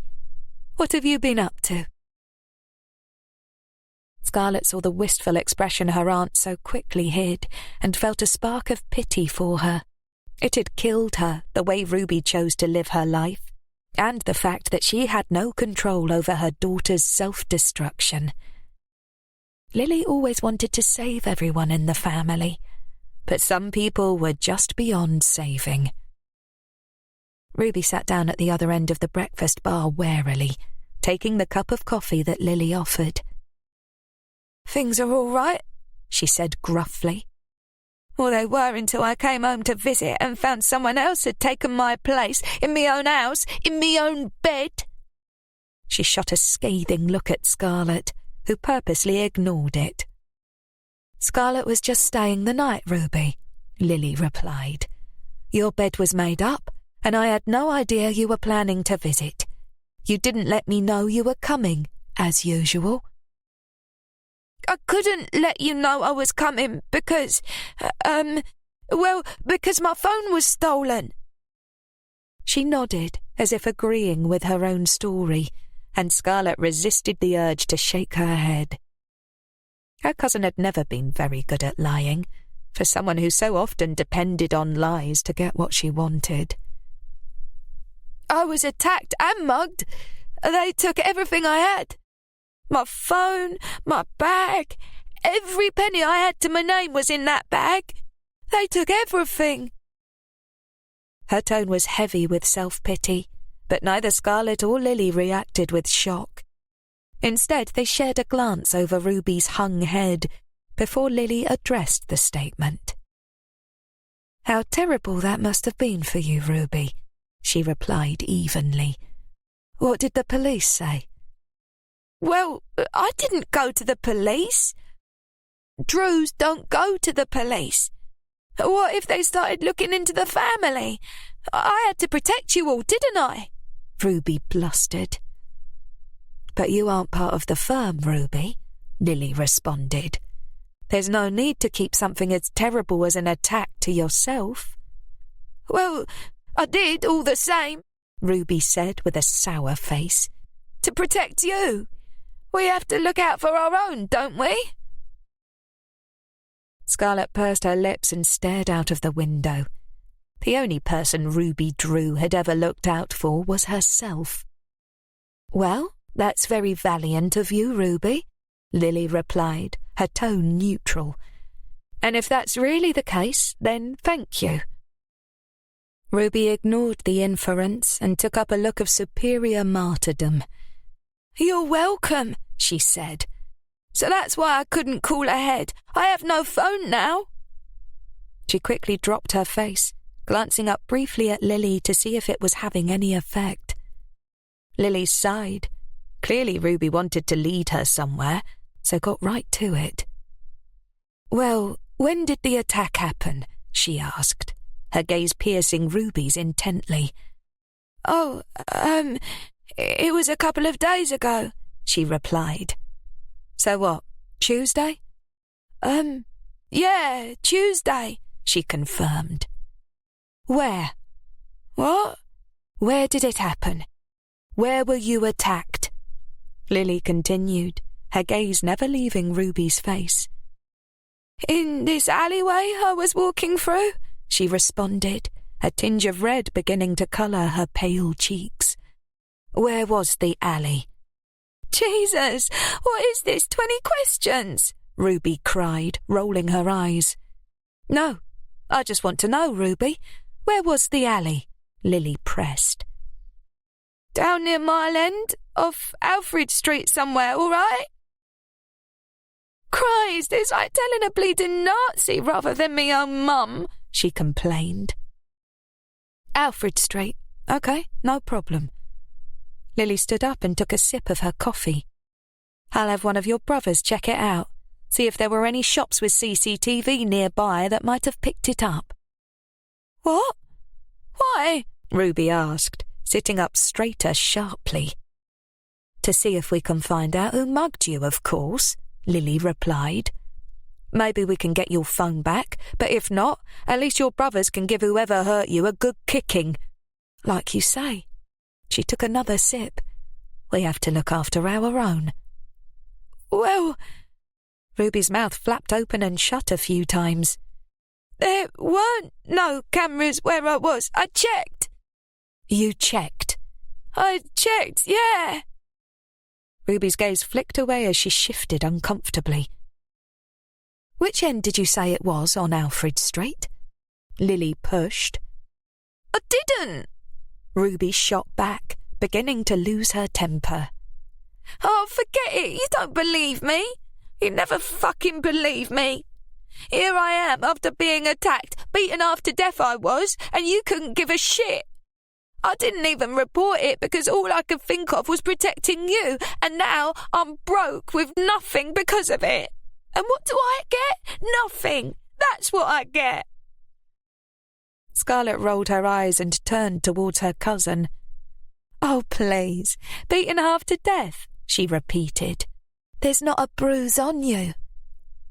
She looked pointedly down at her cousin's bare arms and at the pale, unblemished skin above her low-cut top. And what do you fucking know? Ruby rounded on her cousin, enraged by the fact she'd called her out. Why are you even here anyway? Ain't you got somewhere to be? All right, that's enough, Lily interjected. Stop it, both of you. Scarlett exhaled heavily and stood up, deciding to leave the conversation. It wasn't her argument anyway. Actually, I do have somewhere to be, she said. I'm going to grab a shower if that's okay, Lil. Of course. Grab a towel from the airing cupboard, Lily replied, her placid expression unchanged during the course of the conversation. Lil! Ruby repeated, her eyebrows shooting up indignantly. She's your aunt, you know, you cheeky cow. Turn 18 and think you can suddenly waltz around talking to my mum like she's an equal, do ya? Scarlett took one last sip of her coffee and walked through the kitchen past her cousin. She's also my boss, and we decided to drop the title for the sake of professionalism. Not all of us grow up to be work-shy, Ruby. She shot over her shoulder as she made her way up the stairs. Who the fuck does she think she is? Scarlett heard Ruby exclaim as she nipped up the stairs towards the bathroom. Oh, Ruby, she doesn't think anything. Leave her alone, she heard Lily reply as she picked out a towel. Now let's get down to what you're actually here for, shall we? I was hoping it might have been to see me, but clearly not, the sounds of things. Scarlett closed the bathroom door and turned on the shower, grateful for the water blocking out the sound of her cousin's response. Half an hour later she came down the stairs, combing her fingers through her long wet hair and listening warily in case Ruby was still carrying on. When she reached the bottom without hearing any further arguments, she paused, unsure why the house was so silent. Lily's tight blonde curls bounced around the side of the lounge door as she stuck her head out. "I'm in here," she said. Scarlett walked in and sat opposite her aunt on one of the plush beige sofas, curling her legs up beneath her. She was slightly constricted in the tight black knee-length dress of Lily's she'd borrowed, but she managed to get comfortable enough in the end. She looked around. "Where's Ruby?" she asked. "Gone." Lily looked down, and Scarlett caught the sorrow that flitted across her features. She nodded her understanding. "What was she after?" she asked. "Money, as usual," Lily replied with a sad smile. "I'm sorry," Scarlett said. "Don't be. It's not the first time, and it won't be the last. I gave her enough to sort herself out for a while, but we'll see what happens." Scarlett nodded and looked away out of the window at the cloudy skies beyond. She knew what that meant. They all did. Ruby Drew was down on her luck, so this was most likely only the first of several visits until she rinsed all she could from them and outstayed her welcome. Her jaw formed a hard line. This was a bad time for her cousin to be distracting Lily with emotional drama, because right now Lily was the only real strength they had holding off the appearance of vulnerability within the firm. With Ronan gone, the vultures were circling. But, whether they liked it or not, it seemed they would be seeing more of her problematic cousin yet. Chapter 29. Ian Walker watched the clock in the outer hallway of his workplace as the second hand moved ever closer to the top. As it finally clicked over 5 p.m, he pushed his ID card down in the clocking out slot with a satisfied smile. It was Friday, the pub was calling him, and he had absolutely no intention of keeping it waiting by spending a moment more than he had to at work. He wasn't one of these crazy people who lived to work. Oh no, not Ian. He worked to live. He did what he had to do each day to get the salary it warranted paid into his account at the end of each month, and that was it. He whistled cheerfully and swung his jacket over one shoulder as he pushed through the back door into the outside world. He drew the air into his lungs with gusto, already mentally forming his excuses as to why he couldn't get home to watch the soaps and eat Chinese with his wife Teresa. He tipped his head towards another couple of guys he knew as they came in to start their shifts and turned the corner towards the rear car park. His jaunty, energetic pace slowed to a stroll as he caught sight of the 2 men standing by his car. One of them had his back to him, staring out towards the busy main road behind, and the other was half sitting on the bonnet, smoking a cigarette. Both were smartly dressed in black suits and shiny shoes. Both had neatly cropped black hair, chiselled jaws, and dark brown eyes. And he still, despite the years he'd known them, couldn't tell them apart until they started talking. The only difference he could make out between the Drew brothers was that Connor was routinely more serious. Glancing back over his shoulder to make sure no one was watching, he made his way over. "All right, lads," he said cheerily. He glanced back again, feeling uncomfortable at how exposed their meeting was. They didn't usually come to the depot. "Wasn't expecting to see you here. Everything okay?" The one leaning against his car just smiled as he drew in another inhalation of smoke, and the one who was standing turned around and walked over, hands shoved into his pockets.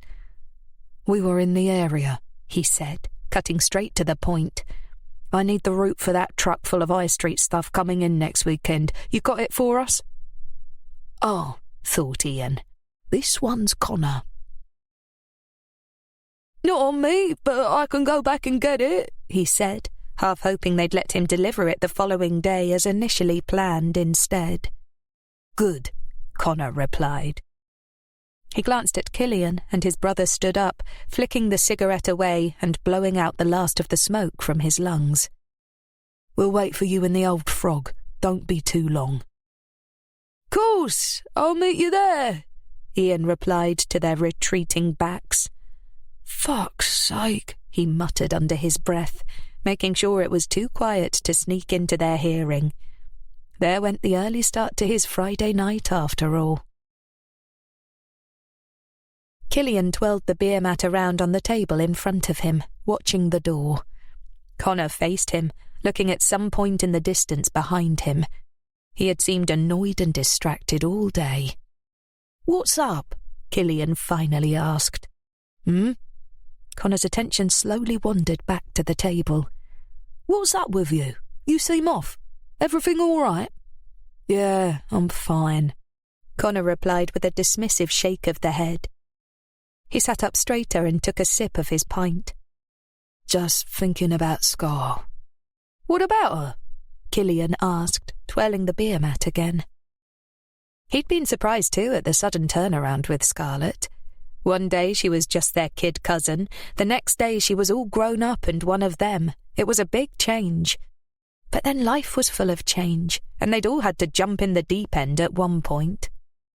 "She's so young, that's all. I'm not sure she's ready for all of this." Killian gave a small shrug. "We were younger than her when we jumped in," he reminded him. "But we were always set to join the firm. We knew what was what from the start. Mum never shielded us from it. There was no big shock when it came to it," Connor replied. "Plus, she's a girl." "And? What about it?" Killian said with a frown. "Mum's a girl. I'd like to see you repeat that to her," he chuckled. Connor rolled his eyes. "Okay, maybe that's unfair, but she's still green. She ain't as hard as us." Killian's gaze shot up towards his brother's face, and he studied his double thoughtfully.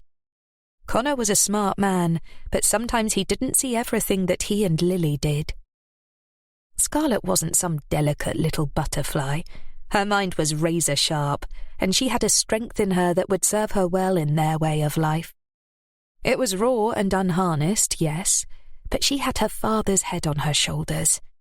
Lily was throwing her in at the deep end on purpose. There was no point pussyfooting into this world.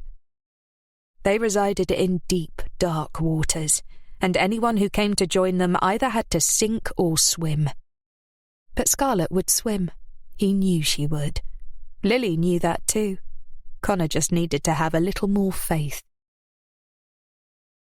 "I think you underestimate her, Connor," he said.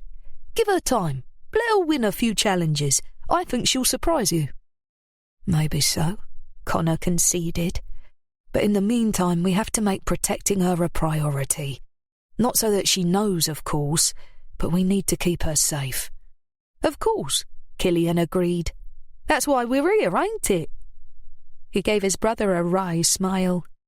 "Mum might run things, but we protect this family, all the family, through thick and thin, to the last breath."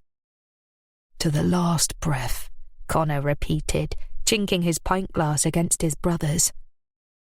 Killian's gaze flickered up to the door and back as it opened. "Heads up," he said quietly. Connor cleared his throat and set his face into a hardened expression as Ian sat down on the chair between the two brothers. "OK, I've got the route details," he said, looking around and shifting in his seat uncomfortably.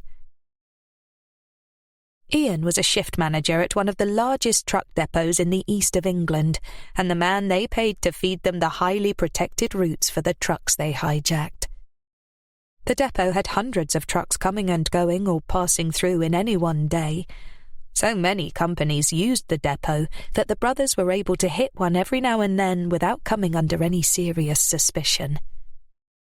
Ian was lazy, though, and the brothers purposely kept him on his toes to make sure he delivered everything they needed. Whilst the lure of the money he made off them was more than enough motivation to get involved, he was a middle-aged man who had no real ambition and who had settled into the comfortable rut of routine over time. He was all for the easy options in life. "About time," Connor said curtly, his dark gaze boring into the older man's. "Let me see what we're dealing with." Ian swallowed and reached into his pocket, pulling out a folded and crumpled set of papers. He laid them out on the table and tried, rather unsuccessfully, to uncrease them with the heel of his hand. "Here we go." He pointed at the trail marked on the map, and then to the second sheet with the timings. "This route's a bit more direct than what you usually like to hit, but there is a leg here." He leaned over and squinted at the map, finding the point he was looking for with his finger. "This is where they come off the main roads through the country for a bit. It's a small window, but it's pretty rural there for a few miles." Killian pulled the paper closer towards them, eyed the section Ian had indicated, and twisted his face in uncertainty. It wasn't a big area. No room for mistakes or delays if other people happened to be on the road. He followed the route back, looking for another option, but there wasn't one. "You don't like it," Connor stated, reading his face. "I don't," Killian agreed. "Do you?" "No, not really. It's not in the best area for transporting it either." "You want to take the old truck?" Killian asked, surprised. "I don't think we'd have time for an offload here," Connor said reluctantly. "It's too close to civilization. We'd have to hit fast and get in and out quick." "It's more risky than usual," Killian added. "But it's a big haul," Connor countered. "We could leave a longer break before the next one if we wanted." The brothers stared at each other for a few moments, each mulling it over. "We could stage a block behind, divert any potential traffic," Killian mused. They'd done it before, when the window of opportunity had been tight. They'd had some of the men who worked for them pose as road workers to make sure they were undisturbed. "We'll have to take the driver, too. This isn't rural enough to hide him in the woods. Plus, after last time..." Connor pulled a face. "What happened last time?" Ian asked, curiosity written all over his features. The brothers glared at him, and he immediately dropped his gaze to the table, his cheeks colouring. They turned back to the route. "It's doable," Killian said eventually. "Let's pull some of the boys in and work it out properly." "OK." Connor turned to Ian. "Are these photocopies?" "Of course," he replied as the brothers stood up either side of him. "Good. We were never here. You never saw us," Connor said with a warning glance. Yep, no problem," Ian stuttered. Without another word, the twins turned and walked out of the pub, the photocopies of the route safely tucked in Connor's pocket. Chapter 30. Harry Snow walked through the busy Roman road market slowly, his knuckles white with stress as he gripped the top of his cane. He didn't really need the cane to walk. He wasn't that old and had no debilitating condition in his legs, but he found that it helped to focus some of the involuntary jerks his body made when he was in a crowded area. His neck twitched his head to the side, and the muscles stayed taut as a loud group of children ran past. He gritted his teeth and forced his head back into a straighter position. Dave stood by his side, matching his boss's slow pace and not commenting on his clear discomfort out of respect. 2 more men walked a few paces behind, there for their muscle and nothing more. Harry Snow was a shrewd businessman, but wasn't blind to his own weaknesses. His business crossed over into the underworld, and he found he had the stomach for the more violent side of it from a distance. But he wasn't physically violent himself, and so he made sure to keep a selection of men at hand to carry out that side of things for him, and to protect him from anyone who wished to do him harm. They reached a fruit stall and he paused, reaching for a punnet of cherries. "How much?" he asked, his gaze flickering between the woman selling the fruit and the punnet in his hand. £2, love, she called back. He reached into his pocket and pulled out some change, handing it over as she put the cherries in a brown paper bag. His gaze moved across the busy market and settled on a large clothing stall a few meters away. A woman shouted out the deals available and sorted some change from the money bag around her waist when a customer walked over with a couple of T-shirts. "Here you are." The woman handed over the paper bag, and he passed it to one of the men behind to hold for him. "The lad, 3 o'clock, leaning against the wall," Dave said quietly. Harry slid his gaze to the side and homed in on the young man Dave was referring to. He looked around 18, maybe 20, dressed in a loud tracksuit with an equally loud cap, smoking a cigarette. He was also surveying the area, subtly, but not so subtly that they couldn't clock who he was. He was the Watcher. It was his job to check the area for police and market inspectors. As they watched, his hand holding the cigarette paused on the way up to his mouth. He quickly dropped it and tapped something out on the phone in his other hand. Finishing his text, he looked up at the clothing stall and then to 2 or 3 others. The woman on the clothes stall put her hand to her pocket, where he guessed she must have felt her phone buzz. Without bothering to look at it, and after asking the customer she was with to wait for a moment, she turned, reached up above one of the walls of clothes and dropped a sheet. Harry lifted his eyebrows, impressed. The sheet looked as though it was the outer wall of the stall and had prices and offers pinned to it. It was as though the clothes hidden behind had never been there. "Note those stalls down. That bag stall and the homeware one down there." He pointed it out. "The other clothes one down this side just reacted too," Dave added. "Good, that's 4.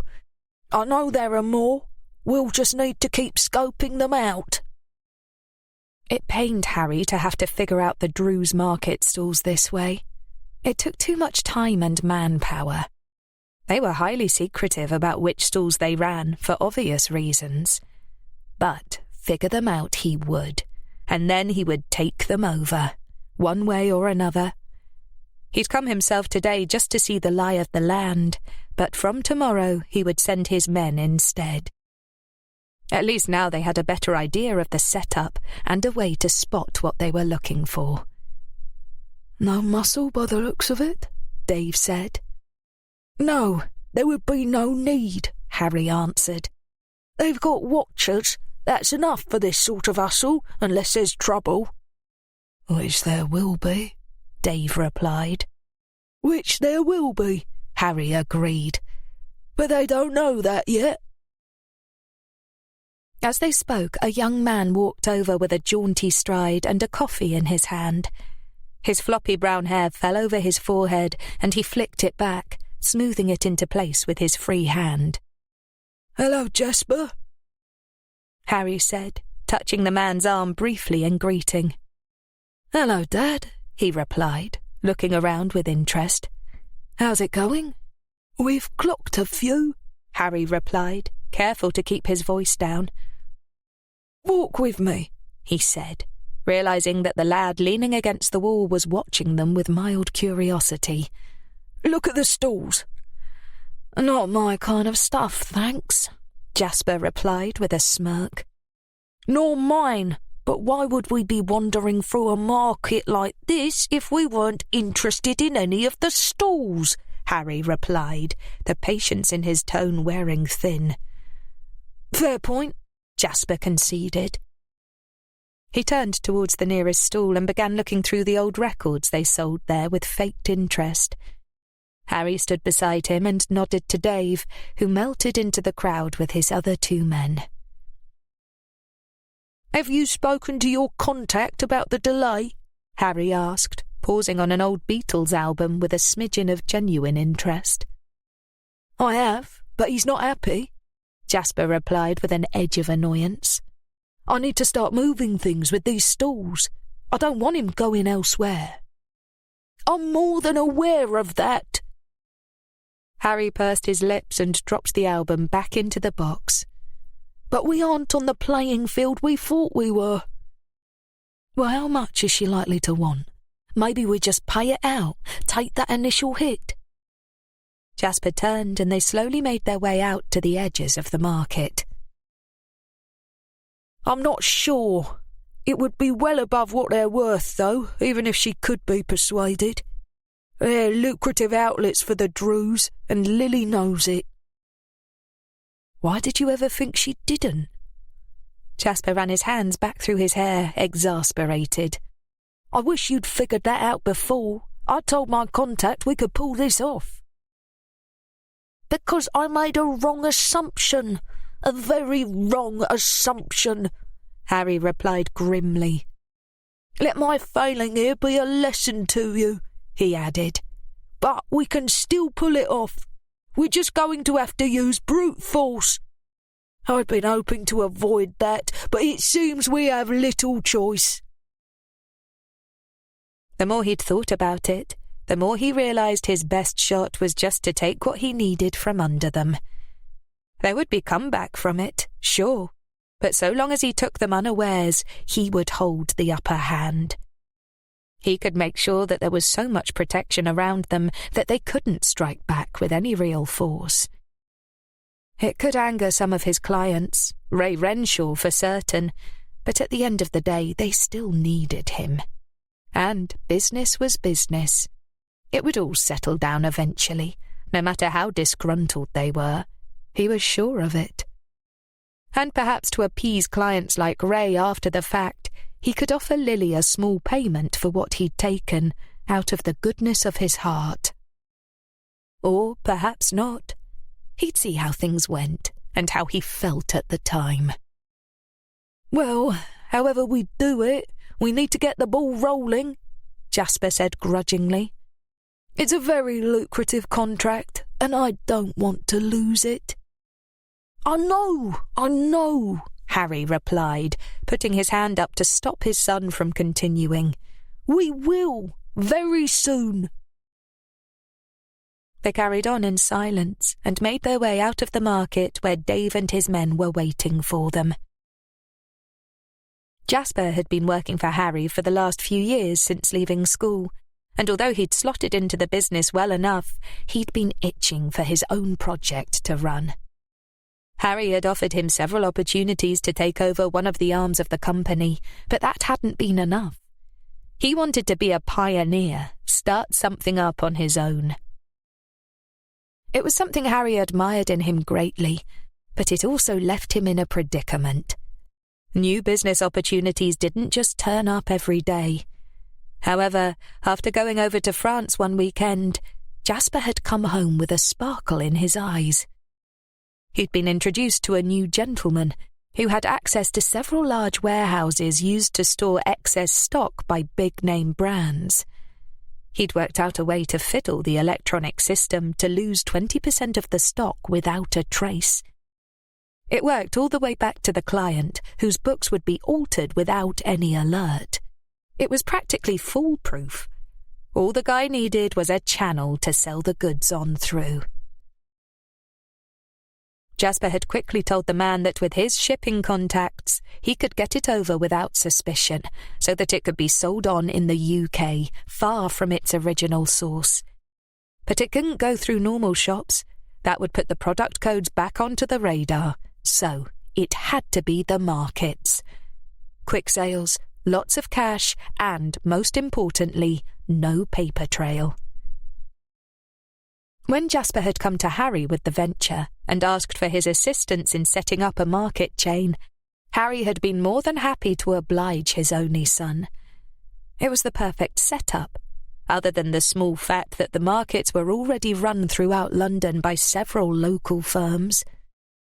He'd taken over a couple of setups already by paying them out and making deals, but some of them were too big to mess with. And then there was Lily. Her chain was just big enough to cover what they needed, her firm just small enough to override. They'd thought after Ronan's death this would be easy. It was now clear that this wasn't the case, but they were still weakened without him, and that was all Harry needed to work things to his advantage. "We'll sort this out, son," Harry said as they reached the cars. "This is your time, and your business is a good one. So don't you worry about the obstacles still in our way. One way or another, we'll take the Drews stall chain, and we'll make sure they never see it coming." Chapter 31. The next couple of weeks passed in a cloud of uneventful yet busy days for all, as Scarlett became more deeply immersed in the business. She'd returned home the night after staying at Lily's to a grudging apology from her mother. They weren't on the best terms, and things were still strained, but they'd settled into a slightly better routine at least, from what she'd told Lily. In the search for her father's killer, Scarlett and Lily had begun quietly looking into their allies. With no suspects left in their pool of enemies, they'd had to start looking closer to home, but they didn't want this to become common knowledge. If it did turn out to be a friend, then they didn't want to alert them to their probes too early, and if it wasn't, then they didn't want to offend them. They were making slow to no progress. They were partly glad of this. No ally had been uncovered to be a secret enemy just yet, but they were also frustrated at being no closer to finding Ronan's killer. In the factory, Scarlett had now taken over most of the paperwork under Lily's watchful eye and had begun suggesting improvements to make things more efficient. She'd met with a couple of their suppliers and had spent more time on the factory floor, learning how everything worked from delivery to output. Lily was impressed by how quickly she'd taken everything in, and although she wouldn't want to test her theory so early in Scarlett's career, she privately believed that should she ever need to leave it under the girl's control for a period of time, at the very least it wouldn't all go to pot. On the other hand, Scarlett still had a long way to go with the rest of the business. She'd picked up the general gist of how they did things with the protection clients, the heists and the stalls, but she still had a lot to prove to the people watching, and there were still a couple of other money-makers they had in the background that she had yet to learn about. Lily leaned in through the open door of Ronan's office. She still couldn't think of it as Scarlett's yet, and knocked on the doorframe to get her niece's attention. "Hey, have you got a minute?" she asked. "Of course," Scarlett replied, closing the lid of her laptop. "What's up?" Lily sat down in the chair on the opposite side of the desk to Scarlett and crossed her slim legs, settling back comfortably and studying her niece with a half-smile. "How's your mother?"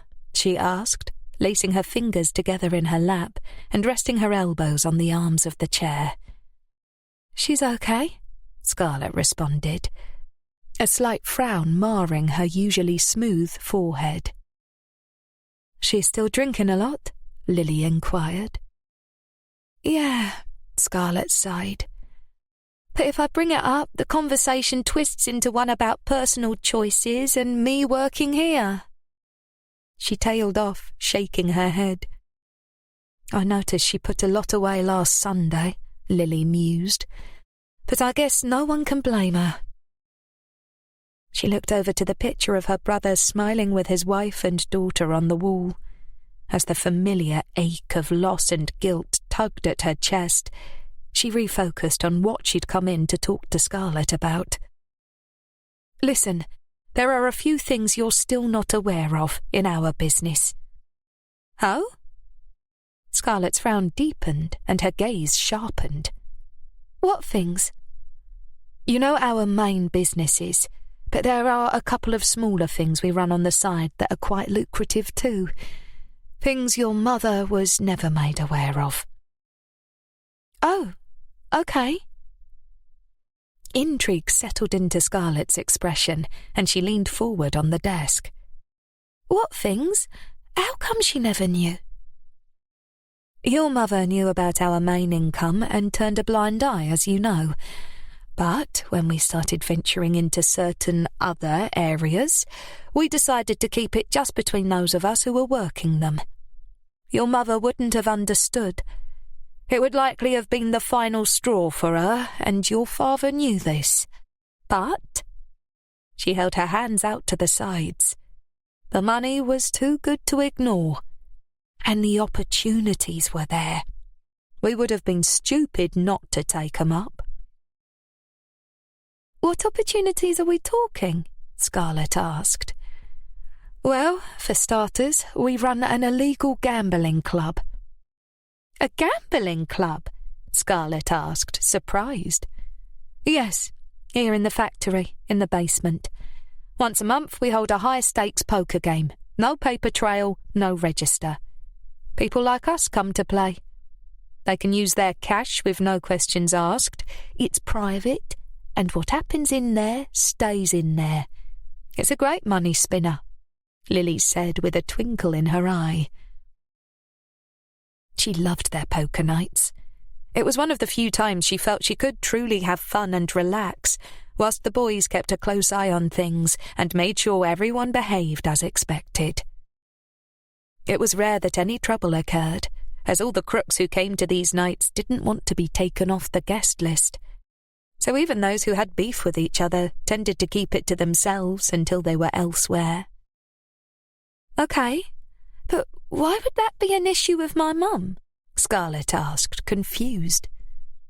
Lily leaned to the side in her chair and switched her crossed legs around. Around the time that we were thinking about setting this up, I think Father Dan caught wind of it. Father Dan was the priest at the church they'd attended every Sunday since they were children. An ex-boxer and solid part of the local Irish community, Father Dan had been fresh in the game back then and had stayed on ever since, delivering sermons with a passionate tone and the flush of secret pre-service whiskey in his cheeks. They all respected Father Dan, but no one more so than Kath. She hung off his every word. The week before we were going to trial the first game out, Father Dan delivered a very strong sermon on gambling and how it was a sin and would send the immortal soul straight to the devil. Oh, wow, Scarlett said, her eyebrows rising up. Yes. Lily gave a small smile of amusement. Well, that was it, you see. The second we all got home, all Kath would talk about was this sermon. She made everyone swear not to gamble and even stopped your dad doing the lottery. Scarlett laughed. The lottery? Oh, yes, she took it very seriously. Perhaps it took her mind off the other things we were doing. I don't know. But as time went on, she just seemed more and more set on this belief. And so we never told her. So you don't believe poker will send you to hell? Scarlett asked with a laugh. No, Lily replied. Not gambling. Her gaze wandered back to the picture of her brother again. What would he be thinking as he looked down at them all now? The question of where her soul would end up when she said goodbye to this world had taken up a lot of her headspace over the years. She was faithfully religious and believed wholeheartedly that God would judge them all one day, but she wasn't convinced on the rigidity of their priests' take on things. In the end, after many years of mental debate, she'd decided that although they may be on the wrong side of the law, and although a lot of the things they did were bad, they weren't evil at heart. The things she and her family did were for the good of the people they loved, not because they took pleasure in dark deeds. And when her day came, God would know that, she'd decided. "What else?" Scarlett asked. Lily focused in on Scarlett. "You said there were some other things." "Yes." She sat up a bit straighter and cleared her throat. "We also run an escort service. Your mother wouldn't be pleased about that for obvious reasons. It was easier for Ronan for us all to just keep that private." "Oh, yes. I doubt she'd have been very happy. So, how does that all work, then?" "Well, it's only a small business. We keep high-end girls for high-paying clients. They're not as easy to find as you think. Most escorts aren't up to the sort of standards our clients enjoy. Plus, we don't have the manpower to be running more than a handful. They need housing, protection, and negotiators for their clients." "So, we're pimps," Scarlett said slowly. "So crass," Lily admonished with a tut of disapproval. "No. The ladies we supply are for company only. They get taken to dinners, parties, conferences, all sorts really. They dress well, make good conversation, and as far as anything else goes, that's their business." Lily pulled her slimline cigarettes out of her pocket and lit up. "We're aware that they do solicit further services, but that money is their own. We only make money from the front on that one." "It's legal, then?" Scarlett asked.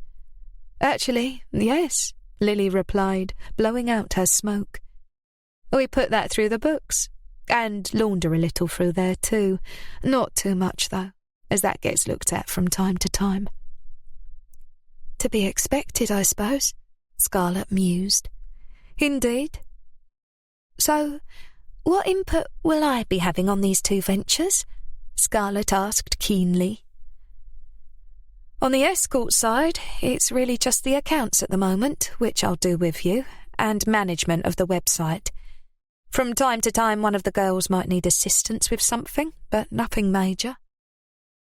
She took another drag on her cigarette, savouring the hit, then blew it out slowly. "As for the gambling, I want you to start coming along, getting to know people." Her deep brown eyes locked onto Scarlett's. "You need to show these people who you are, your strength, the reasons you're going to be a strong leader one day." "Leader?" Lily realised a second too late that she'd slipped. She bit the inside of her lip, annoyed. She hadn't wanted to discuss that yet, not for a long time, but surely the girl understood where all of this would one day lead.